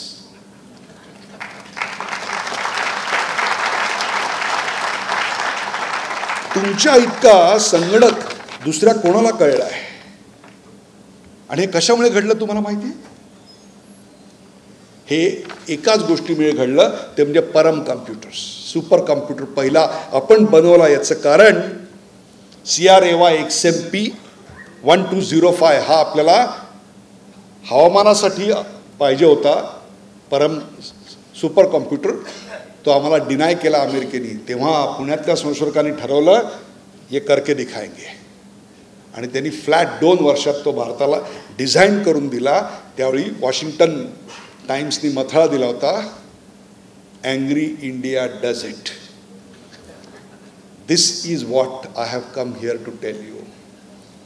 This anger, this hunger for excellence is what India has to deliver in next 5 years. New education पॉलिसीनी खूप स्वागतार्ह बदल या देशात केलेले आहेत. आजपर्यंत या देशाचं R&D बजेट खूप कमी होतं, परंतु आता हे सगळं चित्र खूप वेगानं बदलत आहे.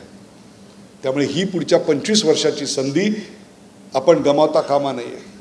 आणि त्याकरता या शहराच्या पुनर्रचनेची सर्वोत्तमाच्या ध्यासाची सुरुवात व्हायला पाहिजे. इथं रोजगार IT क्षेत्रातले निर्माण व्हायला पाहिजेत. इथं एक्सलन्सची यायला पाहिजेत. जर ती आली नाही तर लक्षात घ्या, we will be missing out on the opportunity. गोष्ट तीच असते हो, झेरॉक्स फोटो कॉपिंगच असतं. फक्त त्याकडे तुम्ही फोटो कॉपिंग म्हणून बघताय का ऑफिस प्रोडक्टिव्हिटीचं टूल म्हणून बघताय, यावर सगळं अवलंबून आहे. आणि ती दृष्टी तुमची बदलावी, अंतर्मुख होऊन तुम्ही विचार करावा, याकरता या व्याख्यानाचं आयोजन केलेलं होतं. आपण इतका वेळ ते शांतपणे ऐकलत त्याबद्दल मी आपल्या सगळ्यांना धन्यवाद देतो.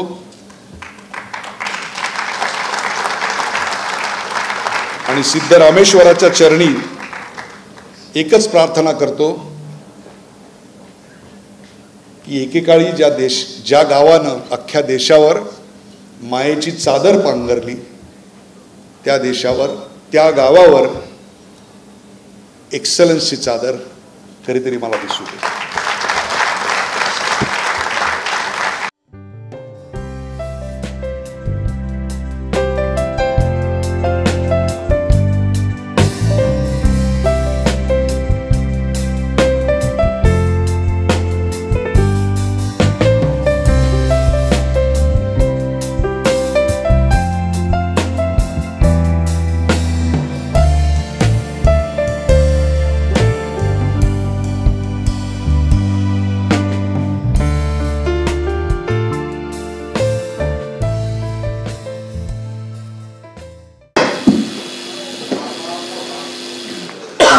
अशा एक सुंदर व्याख्यान कार्यक्रमात उपस्थित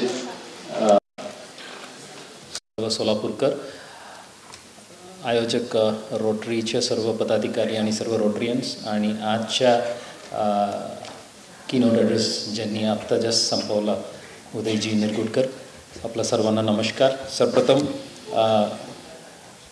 आज, उद्या आणि परवा 3 दिवसाचे हे व्याख्यानमाला आयोजन केलेले आहे. आणि त्यात मला आजच्या दिवशी इन्व्हाइट केलं होतं. काही दुसरी कामात अडकल्यामुळे मी आयोजकांना विचारलं होतं Sunday will be better for me, किंवा आज असेल तर 8 नंतरच शक्य आहे म्हणून. They were kind enough to accommodate my request. उशीर झाला मला इथं यायला, त्याबद्दल मी आपल्या सर्वांच्या क्षमा मागतो. Sir, first of all it was a pleasure and honour listening to you sir. आणि सोलापूरसाठी हे अत्यंत आवश्यकता आहे, आणि मी आपल्या सर्वांचे जास्ती वेळ घेणार नाही आहे. एक्सलन्सबद्दल जे आज आम्ही एवढा वेळ, we are almost mesmerised with sir's lecture. सर्व जे टाईम पिरियड जे आहे, वेळ जे आहे, त्यानुसार एक इनोव्हेशन किंवा डिस्कवरी आम्हाला एक्सलन्सच्या जवळ एक पाऊल जवळ घेऊन जात आहेत. आता एका काळामध्ये आम्ही एक शार्प दगड आयडेंटिफाय केलं, that was a monumental excellence. आणि आमच्या टेरिटरी मार्क करून सेफगार्ड करण्यासाठी जे जे काही आम्ही केलं होतं, आमच्या फूड गॅदरिंगला जे जे महत्त्वाचं आम्ही केलं, ते सर्व ह्युमॅनिटीच्या एक एक्सलन्स आहे. आता निशाणा मार्क करणे, ते सर्व. आता त्या दरम्यान वेगळ्या ग्रुपने आम्ही राहिलेले असेल जंगलात, आय मीन 2000-3000 वर्ष अगोदर किंवा 5000 वर्ष अगोदर, तेव्हा हे माझा इलाका आहे हे माझ्या सहकारी बंधूंना कळवण्यासाठी एक वेगळं निशाणा गरज होतं. तेव्हा ते एक्सलन्स होतं. पण तेव्हाच्या एक्सलन्स आत्ता गरज आहे का, हे एक मुद्दा आहे. सो आत्ता आम्ही बघितलं तर दर गल्लीत एक वेगळा निशाणा दिसत आहे, एक रंगाचा झेंडा आहे. तेव्हा ते एक्सलन्स होतं. आत्ता आम्ही मागे जातो आहे, 5000 वर्ष 2000 वर्ष आम्ही मागे जातो आहोत. या गल्लीत याच रंगाचं निशाण पाहिजे, त्या गल्लीत वेगळ्या रंगाचं निशाण आहे.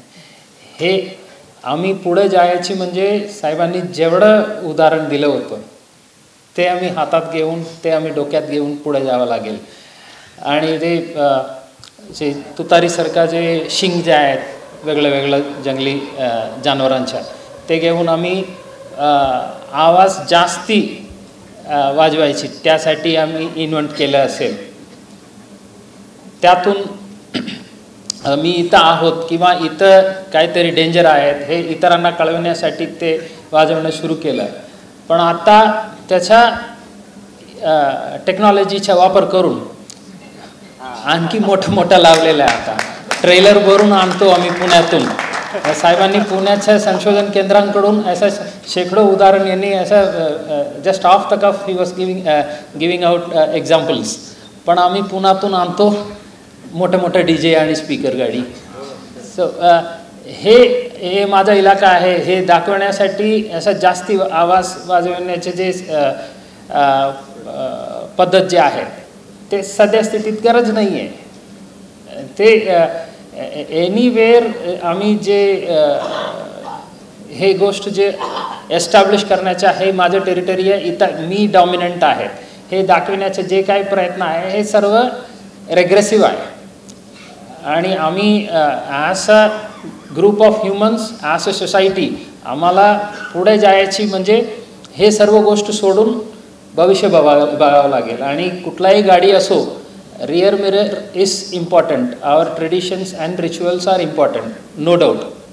पण रिअर मिरर बघूनच गाडी चालवणं म्हणजे तुम्ही गड्यात टाकणार आहे गाडी. सो समोर बघू आम्ही पुढे काय करायची, भविष्यात काय करायची, ते बघून पुढे जाऊ. आपलं honourable late former prime minister Manmohan Singh साहेबांचे एक वाक्य, ते 1-2 अग्रीमेंट जेव्हा होतं तेव्हा त्यांचे एक वाक्य होतं, no power in the world can stop an idea whose time has come. So हे जगात कुठलाही शक्ती असो, ज्या आयडियाचा वेळ आला ते थांबू शकत नाही. आता सरांनी 6Gचं उदाहरण सांगितलं होतं वगैरे, पण unfortunately we are one country wherein आमच्या हातात 5Gचे मोबाईल आहे, पण त्यात टॉर्च ऑन करून आम्ही जातो सकाळी लोटा पार्टीसाठी. It's a very strange oxymoronic situation.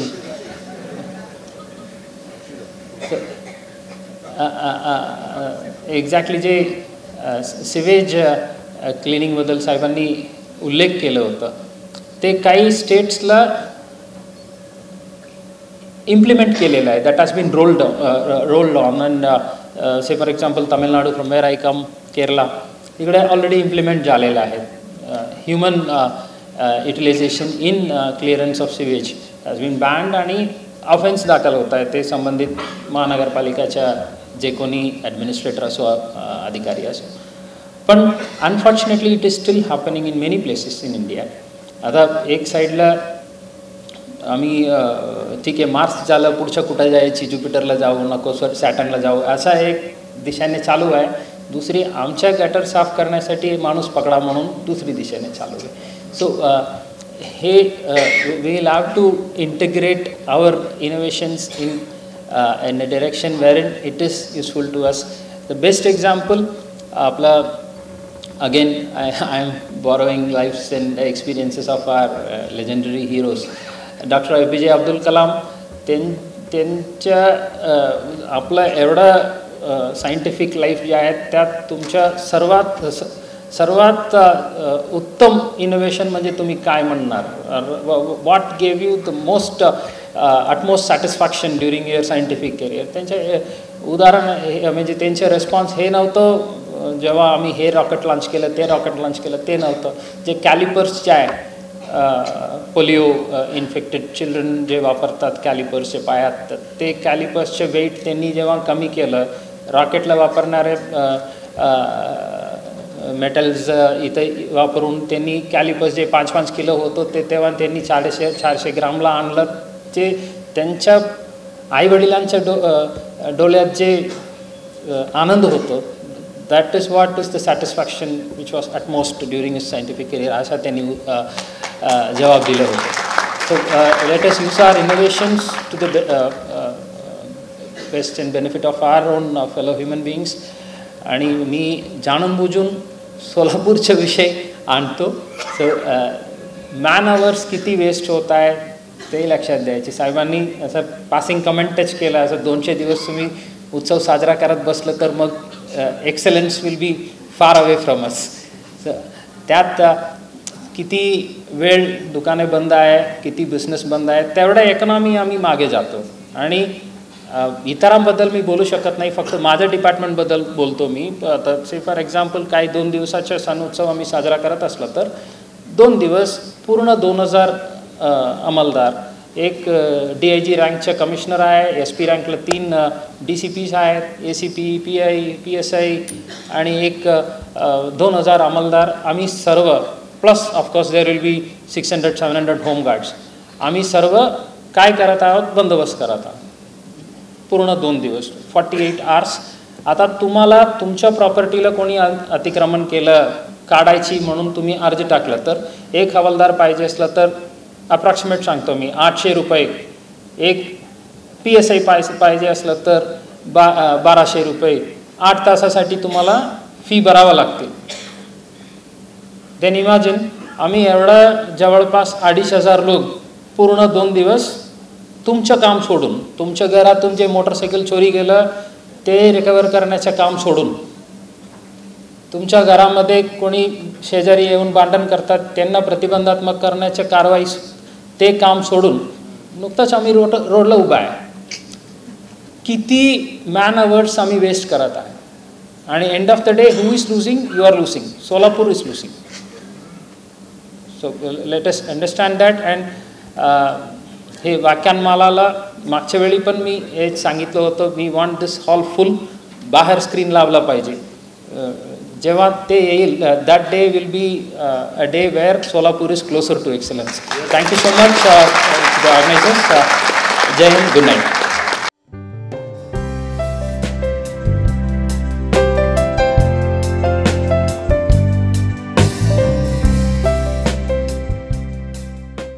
Dhule Solapur व माहुले लँडमार्क यांच्या सहयोगाने व्याख्यानमाला 2025मध्ये उपस्थित राहून सर्व श्रोत्यांचे मार्गदर्शन केल्याबद्दल श्री उदयजी निरगुडकर सर यांचे सर्वप्रथम मी आभार व्यक्त करतो. सोलापूरचे कर्तव्यदक्ष CP साहेब श्री M राजकुमार सर, तसेच सोलापूर महानगरपालिकेचे सहाय्यक आयुक्त श्री रवी पवार सर यांचे देखील मनस्वी आभार. कार्यक्रमाचे सूत्रसंचालन करणारे श्री बिरजदार सर, सर्व रोटरी क्लब ऑफ धुळे सोलापूरचे सदस्य आणि सर्व उपस्थित श्रोते यांचे देखील मी मनस्वी आभार व्यक्त करतो व आजचा कार्यक्रम संपन्न झाला असे मी घोषित करतो.